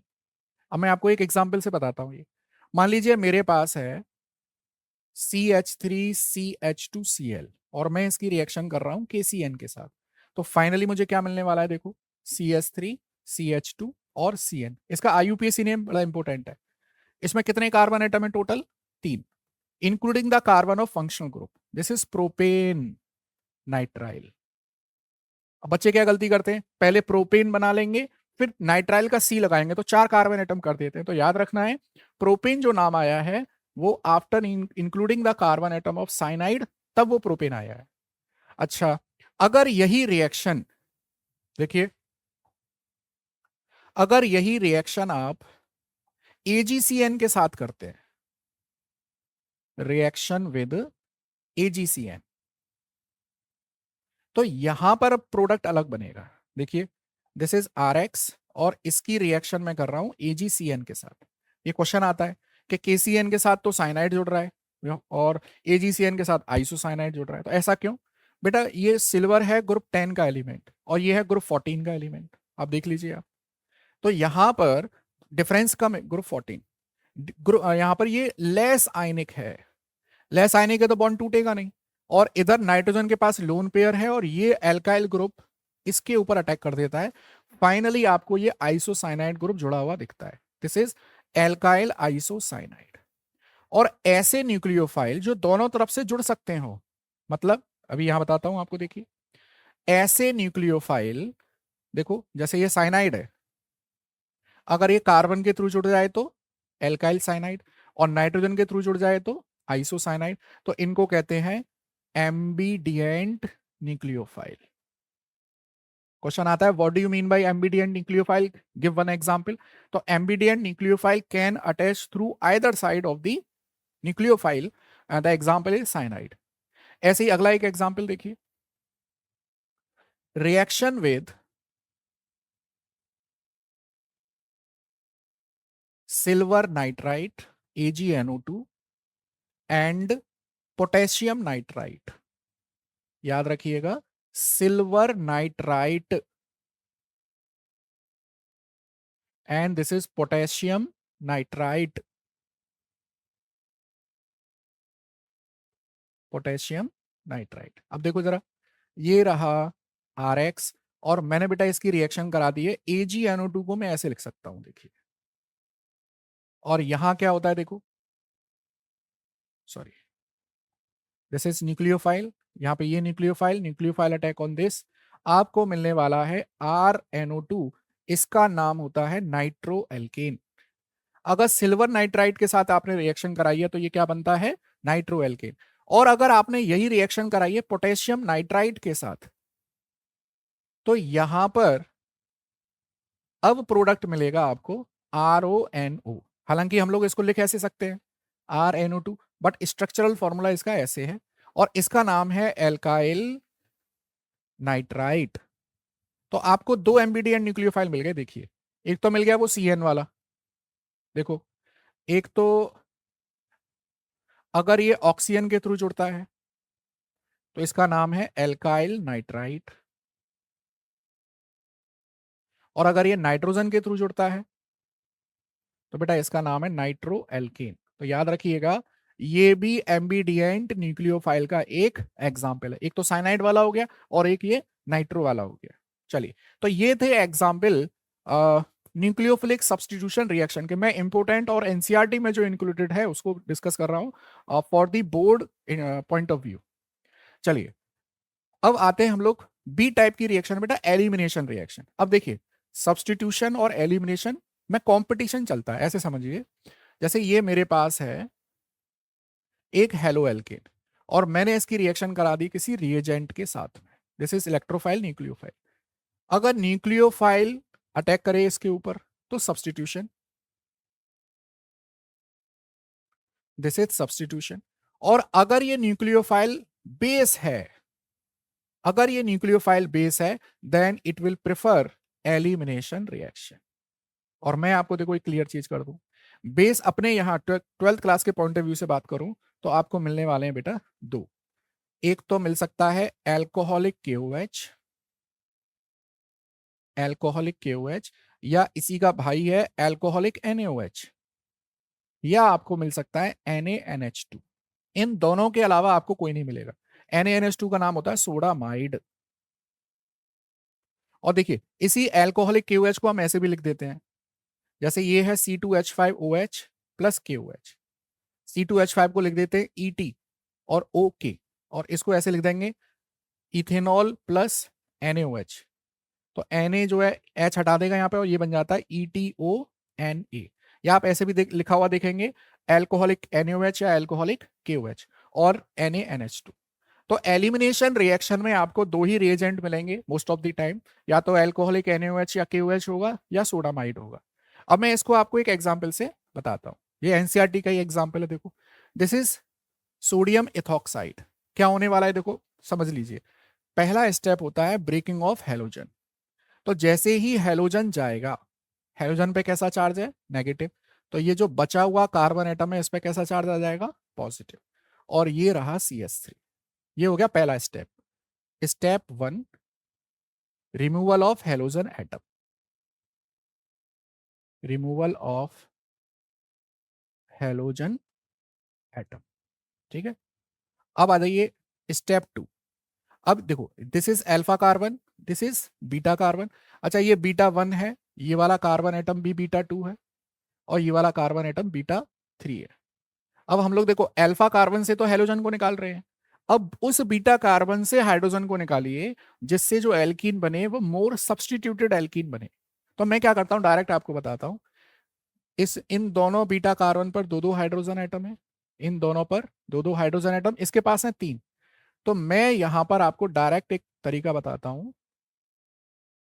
जिस बीटा कार्बन पर लेस नंबर ऑफ हाइड्रोजन है वहीं से हाइड्रोजन हटा दो।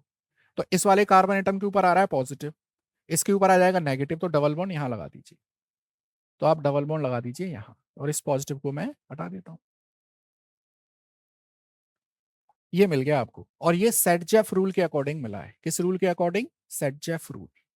What is this rule, the alkene which is having more number of alpha hydrogen will be major product.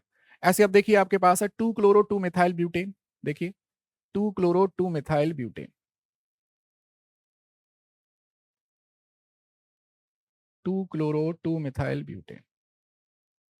पहला काम क्या रहेगा, रिमूवल ऑफ हेलोजन एटम। तो आपको देखो ये मिल जाएगा CH3 ये positive, CH2 CH3। This is alpha, this is beta 1, beta 2, beta 3। अब आप बताइए मुझे किस बीटा कार्बन से हाइड्रोजन को निकाल दें कि आपको मेजर प्रोडक्ट मिल जाए। तो याद रखिए जिस पर लेस नंबर ऑफ हाइड्रोजन है, तो मैं डायरेक्ट बता देता हूं, स्टेप 2 में रिमूवल ऑफ बीटा हाइड्रोजन होगा और आपके पास प्रोडक्ट जो मिलेगा that will be CH3 C CH3, और ये डबल बॉन्ड CH और ये CH3। This is the major alkene. Minor भी बनते हैं, मैं यहाँ पे केवल मेजर एल्कीन का फॉर्मेशन करके दिखा रहा हूं। चलिए नेक्स्ट आते हैं हम लोग, थर्ड कैटेगरी बनती है केमिकल प्रॉपर्टीज में, that is reaction with metals. तो देखो जरा, अगर आपके पास हेलो एल्केन है, ध्यान से सुनिएगा, और मैं इसकी रिएक्शन करा दूं बेटा सोडियम के साथ और ड्राई ईथर लेके, तो आपको मिल जाता है एल्केन। क्या मिल जाएगा? Alkane. And the name of this reaction is Wurtz reaction. इसकी लिमिटेशन क्या है? इसकी लिमिटेशन ये है कि आप यहां पर डिफरेंट टाइप के हेलो एल्केन यूज नहीं कर सकते। आपको दोनों जो एल्काइल ग्रुप हैं वो सेम लेने पड़ेंगे, दोनों हेलो एल्केन सेम लेने पड़ेंगे। ये है वुर्ज रिएक्शन। ऐसा ही इसका एक दोस्त था फिटिक, उसने भी यही काम किया। उसने ले लिया हेलो अरीन और सोडियम के साथ रिएक्ट करा दिया, और यहां पर इसको मिल गया biphenyl. This is called फिटिक reaction. This is biphenyl and the name of this reaction is Fittig reaction. Fittig reaction. फिर क्या करा, इन दोनों ने मिलकर एक जॉइंट वेंचर चालू किया। एक दोनों ने मिलकर एक रिएक्शन बना दी, जिसमें से एक तो ले लिया इन्होंने हेलो एल्कीन और एक ले लिया हेलो एरीन, और सोडियम के साथ इसकी रिएक्शन कराई तो आपको मिल गया एक एल्काइल बेंजीन। कुछ इस तरह से। This the name of this reaction is Wurtz Fittig. This reaction is Wurtz Fittig reaction. तो तीन रिएक्शन हो गई, एक है वुर्ज रिएक्शन, एक है फिटिक रिएक्शन और एक है वुर्ज फिटिक रिएक्शन। ठीक है, नेक्स्ट आते हैं हम लोग।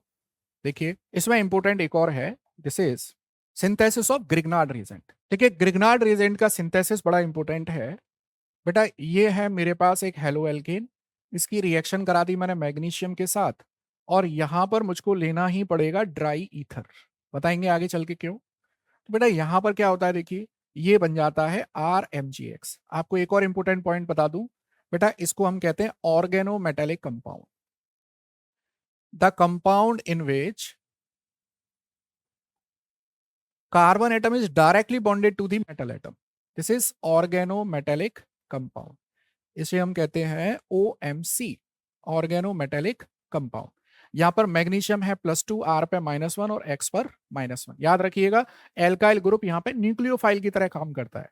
अगर इस यहां ड्राई ईथर में ट्रेसेस ऑफ मॉइस्चर भी अगर प्रेजेंट हुआ, ट्रेसेस ऑफ मॉइस्चर, तो बेटा यहां पर ये R- उस मॉइस्चर के H+ को लेके क्या बना देगा, एल्केन बना देगा। तो याद रखना है आपको, ग्रिग्नार्ड रिएजेंट की प्रिपरेशन में बिल्कुल भी H+ प्रेजेंट नहीं होना चाहिए।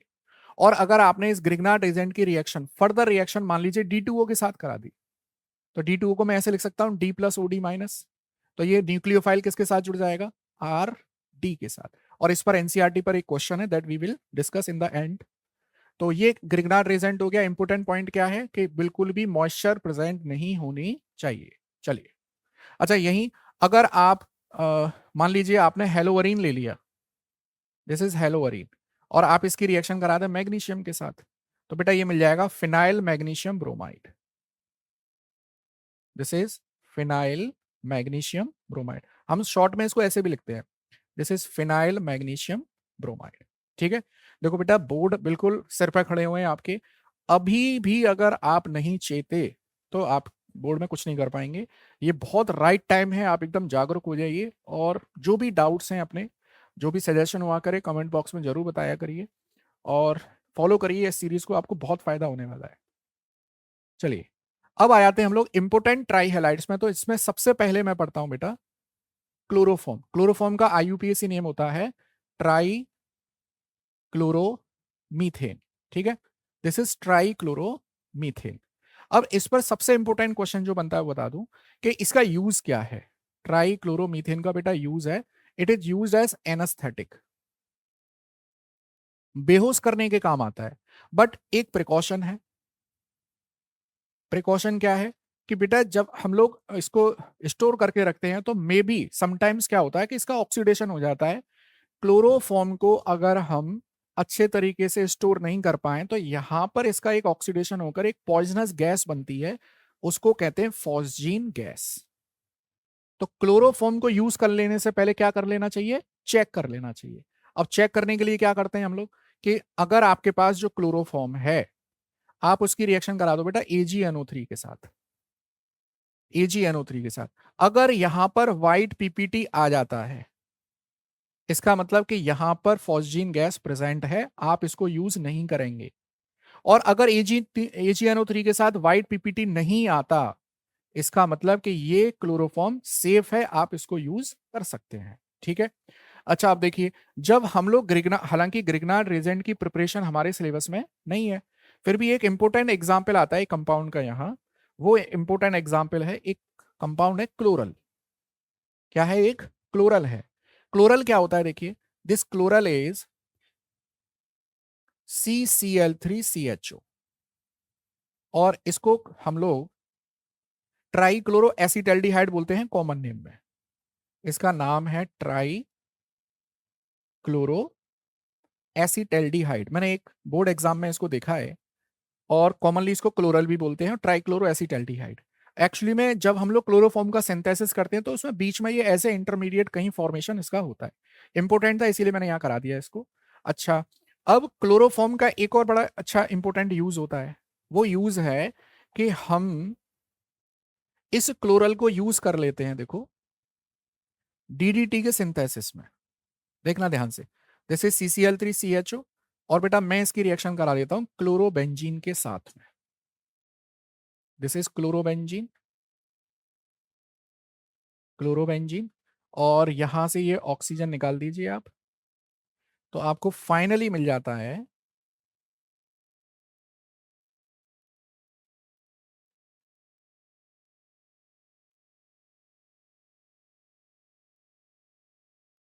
ये मिल जाएगा आपको।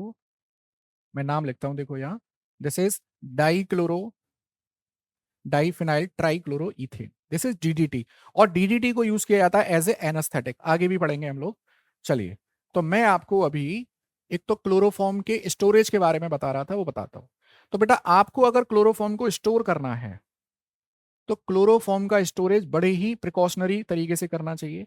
जिस बोतल में आप क्लोरोफॉर्म को रख रहे हो, वो बोतल एक तो ओपेक कलर की होनी चाहिए, मतलब उसमें सनलाइट बिल्कुल एंटर ना कर पाए, और बिल्कुल अप टू ब्रिम, उसकी जो ढक्कन होता है वहां तक भरा हुआ होना चाहिए क्लोरोफॉर्म।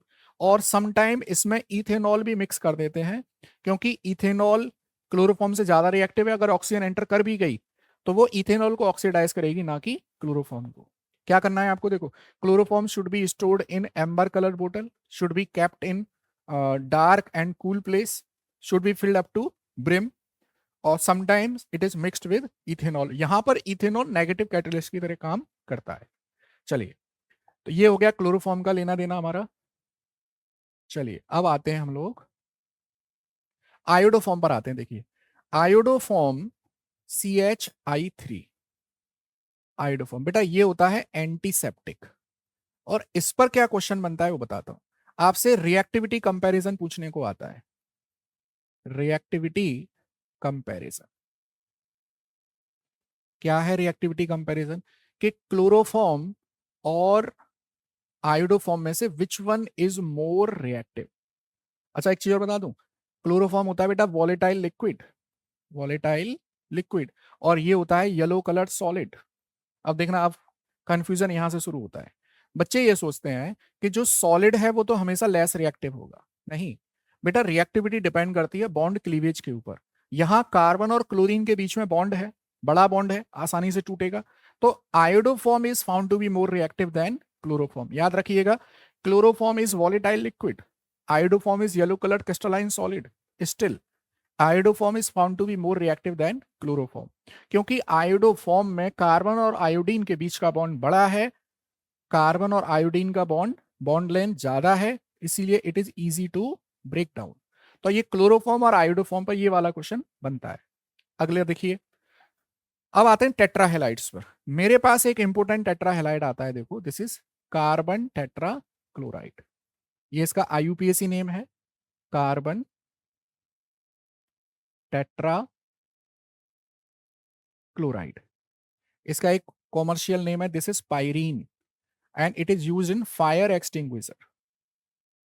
फायर एक्सटिंग्विशर, इसकी एक लिमिटेशन है कि इसको हमेशा ओपन एरिया में यूज करना चाहिए। मान लीजिए किसी बंद कमरे में कहीं आग लग जाए, तो अगर आप क्लोरो ये पायरीन यूज करते हो तो ये भी ऑक्सीडाइज होकर COCl2 बनाता है, फॉस्जीन गैस बनाता है। तो pyrene should be used in proper ventilated area. Freons पर आ जाते हैं। फ्रियोन्स क्या होते हैं बेटा? CF2Cl2। ये रेफ्रिजरेंट की तरह इस्तेमाल होते हैं, रेफ्रिजरेंट्स। इनका नुकसान क्या है? It release chlorine free radical, iodine, sorry fluorine free radical, और ये ओजोन लेयर डिप्लीशन करते हैं।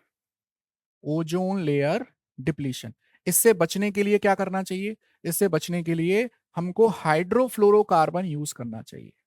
देखो, फ्रियोन्स को हम लोग क्या बोलते हैं? क्लोरोफ्लोरोकार्बन। इसकी जगह पर क्या यूज करना चाहिए? Hydrofluorocarbon, according to green chemistry. DDT अभी बताया मैंने, it is used as insecticides. तो ये हमने खत्म किया है हेलो एल्केन। अब अगला जो टॉपिक है हमारे पास, दैट इज हेलो अरीन। और हेलो अरीन के साथ ही ये चैप्टर कंप्लीट हो जाएगा, और फिर हम लोग इसकी एक्सरसाइज के इंपॉर्टेंट क्वेश्चन को डिस्कस करने वाले। देखिए, हेलो अरीन की GMP की अगर मैं बात करूं तो दो मेन कैटेगरी बनती हैं। एक है हाइड्रोकार्बन से बना सकते हैं, और दूसरा एक इंपॉर्टेंट कंपाउंड होता है benzene diazonium chloride. Benzene diazonium chloride, BDC भी बोलते हैं हम लोग इसको। अब देखिए, हाइड्रोकार्बन से हम लोग कैसे बना लेते हैं वो देख लीजिए। मान लीजिए दिस इज बेंजीन, ठीक है, और इसकी रिएक्शन मैं करूंगा आयरन के साथ Br2 लेकर, तो ये मिल जाएगा आपको ब्रोमोबेंजीन। यहां भी हम लोग क्लोरोबेंजीन और ब्रोमोबेंजीन आसानी से बना सकते हैं। फ्लोरो और आयोडो को नहीं बनाएंगे, फ्लोरीन के साथ एक्सप्लोजन होता है, आयोडीन के साथ में रिवर्सिबल रिएक्शन होती है। अच्छा, मान लीजिए अगर आपको ये दे दिया जाए, दिस इज CH3, और ये दे दिया जाए Fe के साथ Br2। ऑब्वियसली हमको पता है यहां पर इलेक्ट्रोफिलिक सब्स्टिट्यूशन रिएक्शन होगी। बेंजीन की कैरेक्टरिस्टिक रिएक्शन होती है ESR। तो बेंजीन अपनी कैरेक्टरिस्टिक रिएक्शन शो करेगा। एक बार ऑर्थो पे Br लगा देंगे और एक बार पैरा पर लगा देंगे, एक बार पैरा पर। लेकिन अगर यही रिएक्शन Br2 के साथ मैं सनलाइट की प्रेजेंस में कर लूं, तो यहां पर क्या होगा? फ्री रेडिकल सब्स्टिट्यूशन रिएक्शन होगी, बेंजाइलिक हाइड्रोजन सब्स्टिट्यूट हो जाएगा, आपको मिलेगा बेटा बेंजाइलिक ब्रोमाइड। याद रखना, ये हेलोअरीन नहीं है, ये दोनों हेलोअरीन है। जब हेलोजन डायरेक्टली बेंजीन से जुड़ता है then only it is considered as haloarene. ठीक है, अब आ जाइए बेंजीन डायोजोनियम क्लोराइड। देखो, बेंजीन डायोजोनियम क्लोराइड होता है ये N2Cl, N2 positive Cl negative. अगर आप इसकी रिएक्शन Cu2Cl2 के साथ HCl के साथ कराएं तो आपको मिलता है क्लोरोबेंजीन। अगर आप इसकी रिएक्शन Cu2Br2 के साथ HBr के लिए कराएं तो आपको मिलता है ब्रोमोबेंजीन, और इसको बोलते हैं सैंडमेयर रिएक्शन। क्या बोलते हैं इसको? Sandmeyer reaction.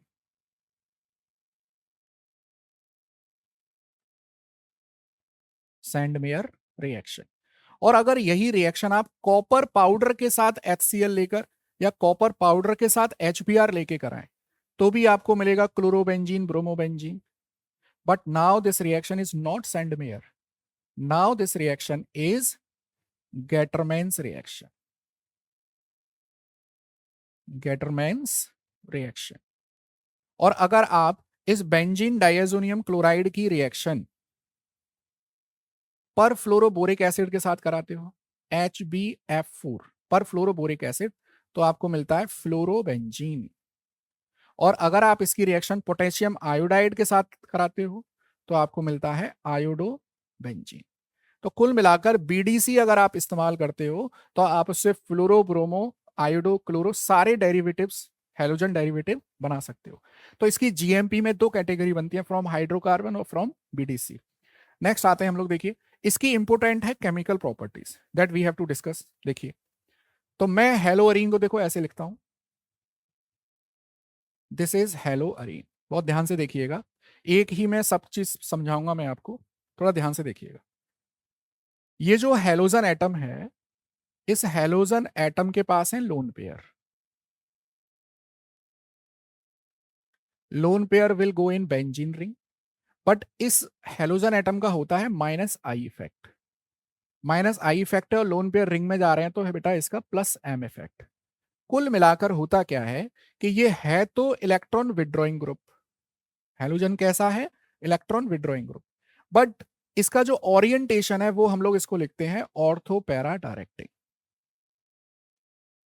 Ortho para directing, बहुत ध्यान से सुनना, मतलब कॉन्ट्राडिक्टरी बिहेवियर है।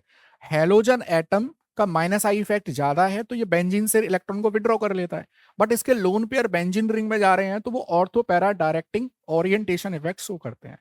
मतलब क्या हुआ कि ये जो बेंजीन रिंग है, बेंजीन रिंग में जो इलेक्ट्रोफिलिक सब्स्टिट्यूशन रिएक्शन होगी, बेंजीन में जो इलेक्ट्रोफिलिक सब्स्टिट्यूशन रिएक्शन होगी, जैसे मैं यहां पे एक रिएक्शन कराता हूं कंसंट्रेटेड HNO3 के साथ कंसंट्रेटेड H2SO4, तो यहां पे नाइट्रो ग्रुप का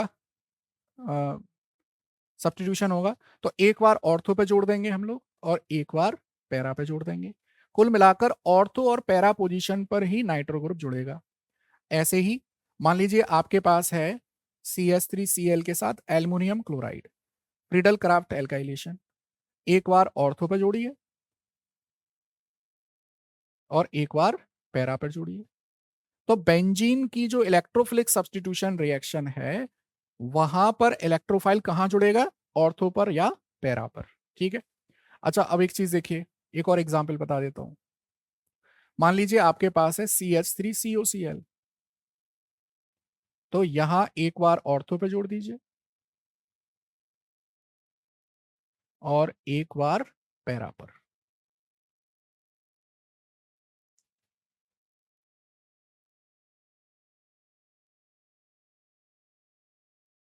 एक बार पैरा पर, कुछ ऐसे। चलिए, अच्छा ये तो हुई reaction chemical properties due to benzene ring. ठीक है।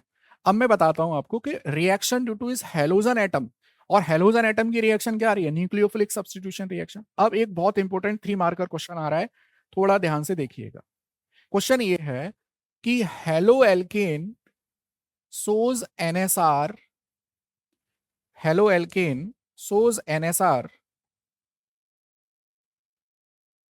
इजीली, यहां पर ये एनएसआर शो करते हैं इजीली, जबकि अगर मैं हेलोअरीन की बात करूं तो they show NSR with difficulty, with difficulty. Haloarene जो एनएसआर शो करते हैं वो डिफिकल्टी के साथ शो करते हैं। इसका एक्सप्लेनेशन आपको देना है। देखिए, तो 3 स्टेप्स हैं हमारे पास। पहला स्टेप होता है ब्रेकिंग ऑफ CX बॉन्ड, देखना ध्यान से, ब्रेकिंग ऑफ CX बॉन्ड। मान लीजिए मेरे पास ये है RCH2CH2Cl, और ये वाला बॉन्ड अगर मैं ब्रेक कर दूं तो मेरे पास देखो ये बनने वाला है RCH2CH2 पॉजिटिव। और एक चीज देखो, यहां पे कार्बन और क्लोरीन के बीच में सिंगल बॉन्ड है, क्योंकि क्लोरीन के पास लोन पेयर है, बट ये लोन पेयर कहीं भी कॉन्जुगेशन में पार्टिसिपेट नहीं करते हैं, क्योंकि यहां पर कोई कॉन्जुगेशन है ही नहीं। तो कार्बन और क्लोरीन के बीच की बॉन्ड लेंथ आती है 177 पिकोमीटर। तो यहाँ पे बॉन्ड को ब्रेक करना कैसा है, आसान है।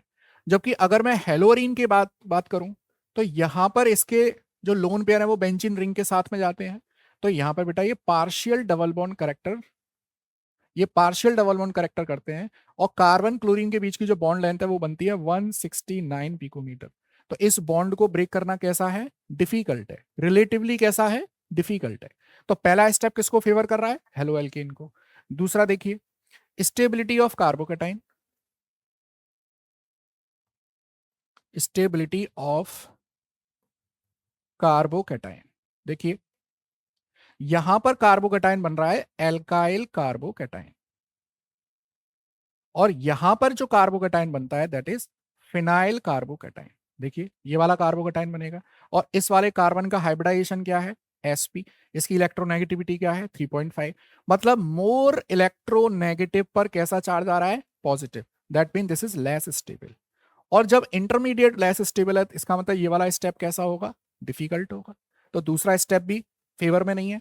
अच्छा, जब इंटरमीडिएट बन गया, इंटरमीडिएट बनने के बाद अब कौन अटैक करने आएगा, न्यूक्लियोफाइल। देखिए यहां पर होगा अब attack of nucleophile, attack of nucleophile. तो यहां पर इस इंटरमीडिएट के ऊपर जब न्यूक्लियोफाइल अटैक करने आएगा तो इस न्यूक्लियोफाइल को कोई भी रिपल्शन नहीं मिलेगा और आसानी से ये इसके साथ जुड़ जाएगा। इस तरह से ये अपना प्रोडक्ट बना देगा। लेकिन यहां क्या होने वाला है, देखो, दिस इज फिनाइल कार्बोकेटाइन और ये आ गया न्यूक्लियोफाइल। तो इस न्यूक्लियोफाइल को देखो, यहाँ पे कितने इलेक्ट्रॉन है, पाई इलेक्ट्रॉन, 6 पाई इलेक्ट्रॉन। तो यहाँ पे ये 6 पाई इलेक्ट्रॉन क्या करेंगे, रिपल्शन लगाएंगे। इसका मतलब ये वाला स्टेप भी कैसा है, डिफिकल्ट हो गया। तो कुल मिलाकर all 3 steps are not in the favour of nucleophilic substitution reaction.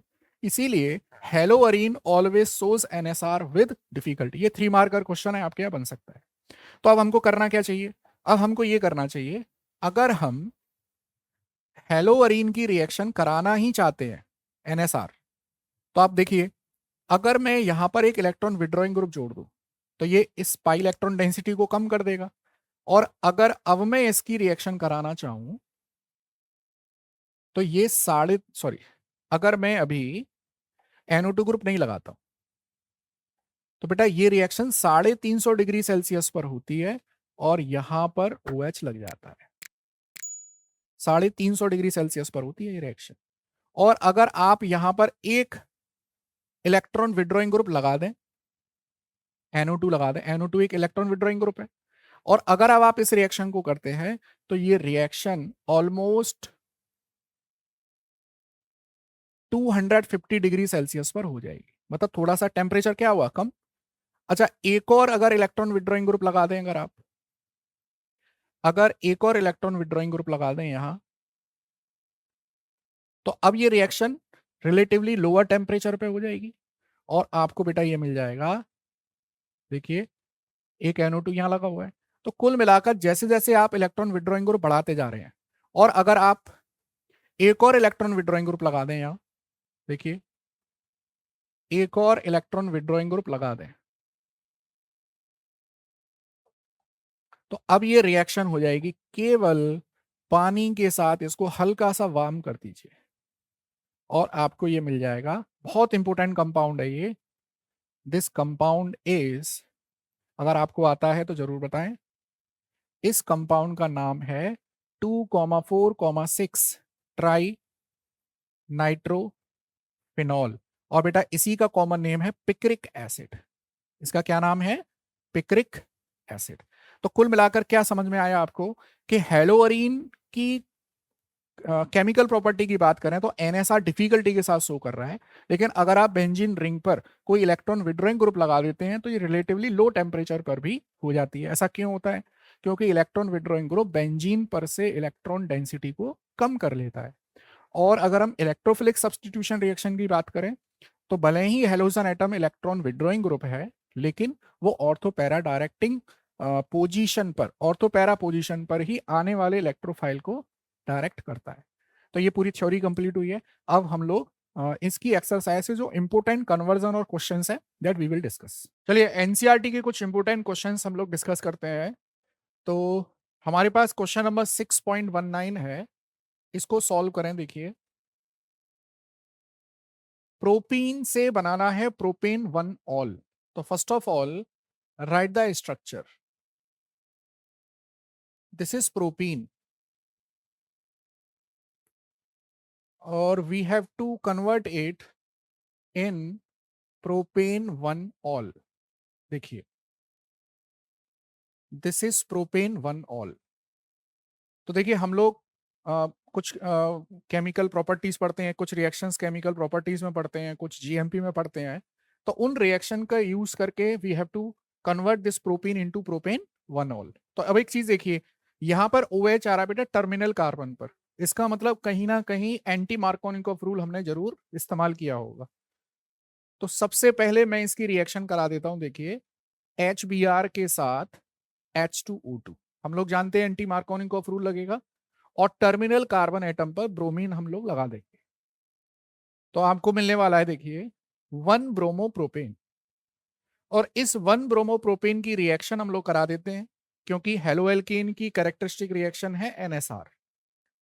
और यहां इसकी रिएक्शन करा दो आप एक्वस KOH के साथ, तो आपको मिल जाएगा ये प्रोपेन 1 ऑल। इस तरह से हम लोग कन्वर्जन के क्वेश्चंस को करते हैं। अब आ जाते हैं इसमें क्वेश्चन नंबर 2 पर। चलिए, क्वेश्चन नंबर 2 है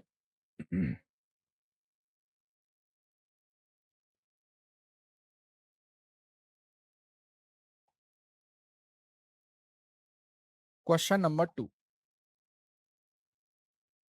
इथेनॉल से ब्यूट वन आयन, इथेनॉल से ब्यूट वन आयन। तो first of all write the structure. देखिए दिस इज ब्यूटेनॉल और इसकी रिएक्शन करनी है ब्यूट वन आयन के साथ।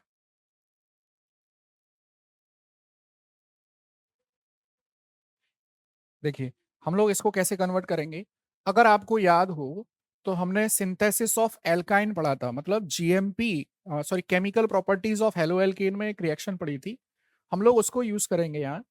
तो एल्कोहल से सबसे पहले मैं बना लेता हूँ हेलो एल्केन, इसकी रिएक्शन करते हैं हम लोग थायोनिल क्लोराइड के साथ, SOCl2 के साथ। तो देखिए आपको मिलेगा CH3CH2Cl, दिस इज क्लोरोइथेन। ठीक है, इस क्लोरोइथेन की रिएक्शन हम लोग कराते हैं सोडियम इथाइनाइड के साथ, सोडियम इथाइनाइड। मैं इसको, दिस इज सोडियम इथाइनाइड। देखिए और हम लोग जानते हैं हेलो एल्कीन की कैरेक्टरिस्टिक रिएक्शन है nucleophilic substitution reaction. This nucleophile will substitute this chlorine और आपको फाइनली मिलेगा ये, this is but one ion. ठीक है, अब आ जाते हैं हम लोग, तीसरा इसका क्वेश्चन था, तीसरा पार्ट था, ये था वन ब्रोमोप्रोपेन से टू ब्रोमोप्रोपेन। इसका थर्ड एग्जाम्पल है वन ब्रोमोप्रोपेन से टू ब्रोमोप्रोपेन। ये कुछ सेलेक्टेड क्वेश्चंस मैंने लिए हैं यहाँ और कम से कम इनकी प्रैक्टिस तो आपको करनी है। वन ब्रोमोप्रोपेन से टू ब्रोमोप्रोपेन। तो देखिए जब कभी भी आपको पोजीशन चेंज करनी हो, इसका मतलब कि आपको एलिमिनेशन रिएक्शन तो करनी है। तो वन ब्रोमोप्रोपेन देखिए मैं ऐसे लिख देता हूं, दिस इज वन ब्रोमोप्रोपेन और आप इसको कन्वर्ट कर रहे हैं टू ब्रोमोप्रोपेन, ये है टू ब्रोमोप्रोपेन। ठीक है, तो सबसे पहला काम इसकी रिएक्शन करा देते हैं एल्कोहलिक KOH के साथ। एलिमिनेटिंग एजेंट है हम लोग जानते हैं, एल्कोहलिक KOH यूज कर सकते हैं, एल्कोहलिक NaOH यूज कर सकते हैं, सोडामाइड यूज कर सकते हैं। तो बेटा आपको यहां मिलने वाला है, देखिए CH3CH डबल बॉन्ड CH2, ये प्रोपीन मिलेगा आपको।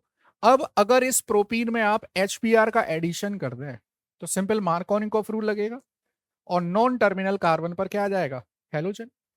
तो आपको मिल जाएगा टू ब्रोमो प्रोपेन। ये कुछ सेलेक्टेड क्वेश्चन है that we have to practice. चलिए नेक्स्ट क्वेश्चन देखते हैं हम लोग, ये बहुत अच्छा क्वेश्चन है, 3 मार्कर क्वेश्चन है ये। देखिए देखें यहाँ प्राइमरी एल्काइल हैलाइड है हमारे पास, देखिए C4H9Br। ठीक है, रिएक्टेड विद एल्कोहलिक KOH, इसकी रिएक्शन हम लोग कर रहे हैं किसके साथ, एल्कोहलिक KOH के साथ। तो देखो ये हेलो एल्केन है, 1 डिग्री हेलो एल्केन, और 1 डिग्री हेलो एल्कीन की आप एल्कोहलिक KOH के साथ रिएक्शन करोगे तो डेफिनेटली क्या मिलेगा, एल्कीन मिलेगा। देखिए तो आपको मिलता है कंपाउंड एल्कीन। कंपाउंड बी की रिएक्शन HBr के साथ कराते हैं जब हम, इसकी रिएक्शन HBr के साथ, तो आपको मिलता है कंपाउंड C। ठीक है, अब यहां पर C और A आपस में क्या है, isomer. A and C, A and C is isomer. ठीक है, फिर देखिए when A is reacted with sodium metal, A की रिएक्शन, यहां पर ये A है, A की रिएक्शन अगर हम सोडियम के साथ कराते हैं तो आपको मिल रहा है कंपाउंड D और उसका मॉलिक्यूलर फॉर्मूला है C8H18 which is different from the compound. अच्छा ये जो C8H18 है ये डिफरेंट है जब आप नॉर्मल ब्यूटाइल ब्रोमाइड की रिएक्शन सोडियम के साथ कराते हो, सोडियम के साथ कराते हो तब जो ऑक्टेन आपको मिलेगा ये वो नहीं है, इससे डिफरेंट है। मतलब कुल मिलाकर क्या बात है कि ये जो ए है, ये ए जो है वो 1 ब्रोमोब्यूटेन नहीं है, 1 ब्रोमोब्यूटेन नहीं है। तो एक बात याद रखिए आप, हेलो एल्केन है और प्राइमरी है, तो इसके मैं आइसोमर बना लेता हूं पहले। इस कंपाउंड ए के आइसोमर, देखिए इस कंपाउंड ए के आइसोमर मैंने एक तो ये बना दिया, और 1 डिग्री वाला बनाता हूं केवल, CH3CH CH3 और ये CH2Br, ये तो आइसोब्यूटाइल ब्रोमाइड है। और दूसरा मैंने बना दिया CH3CH2CH2 CH2Br, this is normal butyl bromide. तो ये जो आइसोब्यूटाइल ब्रोमाइड है ये भी 1 डिग्री, और ये आपको नहीं लेना है, ये आपको यहां पे बता दिया है। इसका मतलब ये जो कंपाउंड ए है दिस इज आइसोब्यूटाइल ब्रोमाइड। अब आइसोब्यूटाइल ब्रोमाइड की रिएक्शन एल्कोहलिक KOH के साथ हो रही है, तो देखिए आपको क्या मिलने वाला है, CH3C CH3 और डबल बॉन्ड CH2, ये मिलने वाला है आपको। और जब आप इसमें HBr का एडिशन कराएंगे तो आपको क्या मिलेगा, देखिए CH3, तो आपको मिल जाएगा CH3C CH3, यहां आ जाएगा Br और ये बन जाएगा CS। अब आप देखिए कंपाउंड C और कंपाउंड A एक दूसरे के क्या है, आइसोमर है। अच्छा आप देखिए इस वाले कंपाउंड का, जब हम कंपाउंड A का CH3C CH3, जब इसका वुर्ज रिएक्शन सोडियम के साथ जब हम लोग इसकी रिएक्शन कराएंगे तो वुर्ज रिएक्शन होगी, डबलिंग हो जाएगी जस्ट इसकी, तो आपको बेटा ये मिलेगा,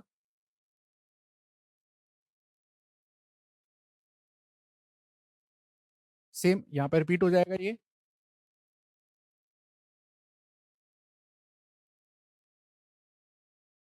और ये मिल जाएगा आपको C8H18।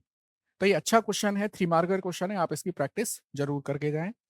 नेक्स्ट देखें, ट्रीटमेंट ऑफ एल्काइल क्लोराइड, ये देखिए RCl का ट्रीटमेंट अगर हम एक्वस KOH के साथ करते हैं तो आपको सब्सटीट्यूशन रिएक्शन देखने को मिलती है, मतलब एल्कोहल मिलेगा।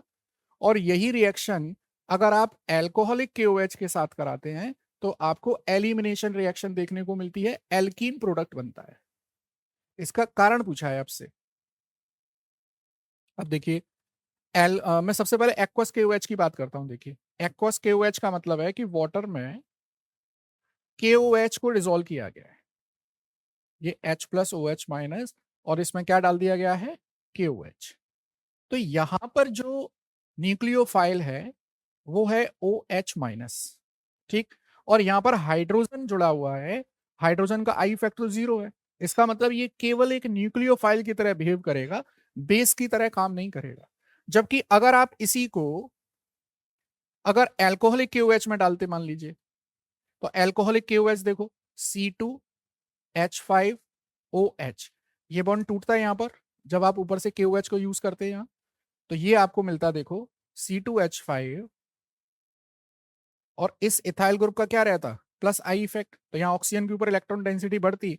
Now this nucleophile will be strong base, और जब भी रिएक्शन स्ट्रॉन्ग बेस की प्रेजेंस में होती है then it prefers elimination reaction. तो एल्कोहलिक KOH, एल्कोहलिक NaOH इसीलिए एलिमिनेशन रिएक्शन को प्रेफर करते हैं। नेक्स्ट देखिए क्वेश्चन नंबर 6.22 है, इसके टोटल 6 पार्ट है, इसमें से हम लोग इंपोर्टेंट 3 पार्ट डिस्कस करेंगे। देखिए जैसे पहला है नॉर्मल ब्यूटाइल क्लोराइड, तो मैं इसको ऐसे लिख देता हूं, देखिए this is normal butyl chloride, इसकी रिएक्शन है एल्कोहलिक KOH के साथ, एलिमिनेशन होगा, यहां से chlorine, this is alpha carbon, this is beta carbon, तो बेटा आपको मिलने वाला है देखो CH3CH2CH, and this is ब्यूट 1ene, ये पहला प्रोडक्ट मिलेगा आपको। सेकंड देखें bromobenzene is treated with magnesium in presence of dry ether। देखिए तो ड्राई ईथर की प्रेजेंस में ये बनाएगा ग्रिग्नार्ड रिएजेंट, और ये बन जाएगा phenyl magnesium bromide. Next third is chlorobenzene is subjected to hydrolysis. देखिए दिस इज क्लोरोबेंजीन, और इसका अगर हम लोग हाइड्रोलाइसिस करें, अगर इसका हाइड्रोलाइसिस करें तो hydrolysis will not take place at room temperature. क्योंकि हम जानते हैं haloarene will show NSR with difficulty. अगर यही रिएक्शन हम 350 डिग्री टेम्परेचर पे करें देन, और ये बन जाएगा फिनॉल इस तरह से। तो ये इंपोर्टेंट इसके 3 पार्ट्स थे that we have to discuss. Next question है हमारे पास, क्वेश्चन नंबर 65। ये एनसीईआरटी एग्जाम्पलर का क्वेश्चन है। देखिए एनसीईआरटी एग्जाम्पलर, देखिए क्या क्वेश्चन है ये कि allyl chloride is hydrolysed more readily than normal propyl chloride. देखिए एलाइल क्लोराइड बना दूं मैं पहले,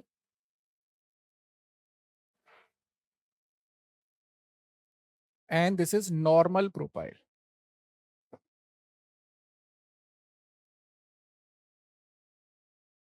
देखिए अब हाइड्रोलाइसिस कराना है, इसका मतलब Cl हटेगा सबसे पहले, तो Cl हटेगा तो यहां पर इंटरमीडिएट आ जाएगा। देखो this is allyl carbocation and this is normal propyl carbocation. अब इन दोनों इंटरमीडिएट में से which intermediate is the most stable? अब हम देख सकते हैं कि positive charge single bond double bond, तो double bond will shift to this and it will show resonance, कुछ इस तरह से आएगा। देखिए ये रेजोनेंस शो कर रहा है, तो इसकी स्टेबिलिटी बढ़ गई ड्यू टू रेजोनेंस। यहां पर कोई रेजोनेंस नहीं है, नो रेजोनेंस। तो जिस इंटरमीडिएट में रेजोनेंस हो रही है this is more stable. More stable है इसका मतलब it is more reactive towards hydrolysis. तो ये एक अच्छा क्वेश्चन है। ये मैंने कुछ सेलेक्टेड 4-5 क्वेश्चंस कराए हैं आपको एनसीईआरटी एक्सरसाइज में से, ये तो एटलीस्ट आपको पढ़ने ही है। बाकी के जब आप ये पूरी वीडियो देखेंगे तो बीच बीच में मैंने बहुत सारे क्वेश्चन कराए हैं। तो अगर आप ये पूरा एक क्लास देख लेते हो तो हेलो एल्केन एकदम मार्क्स प्रूफ चैप्टर बन जाएगा आपके लिए। कोई भी क्वेश्चन आप चाह के भी गलत नहीं कर सकते। तो नोट्स बनाइए, अच्छे से पढ़िए। कोई सजेशन हो तो कमेंट बॉक्स में बताइए। Thank you.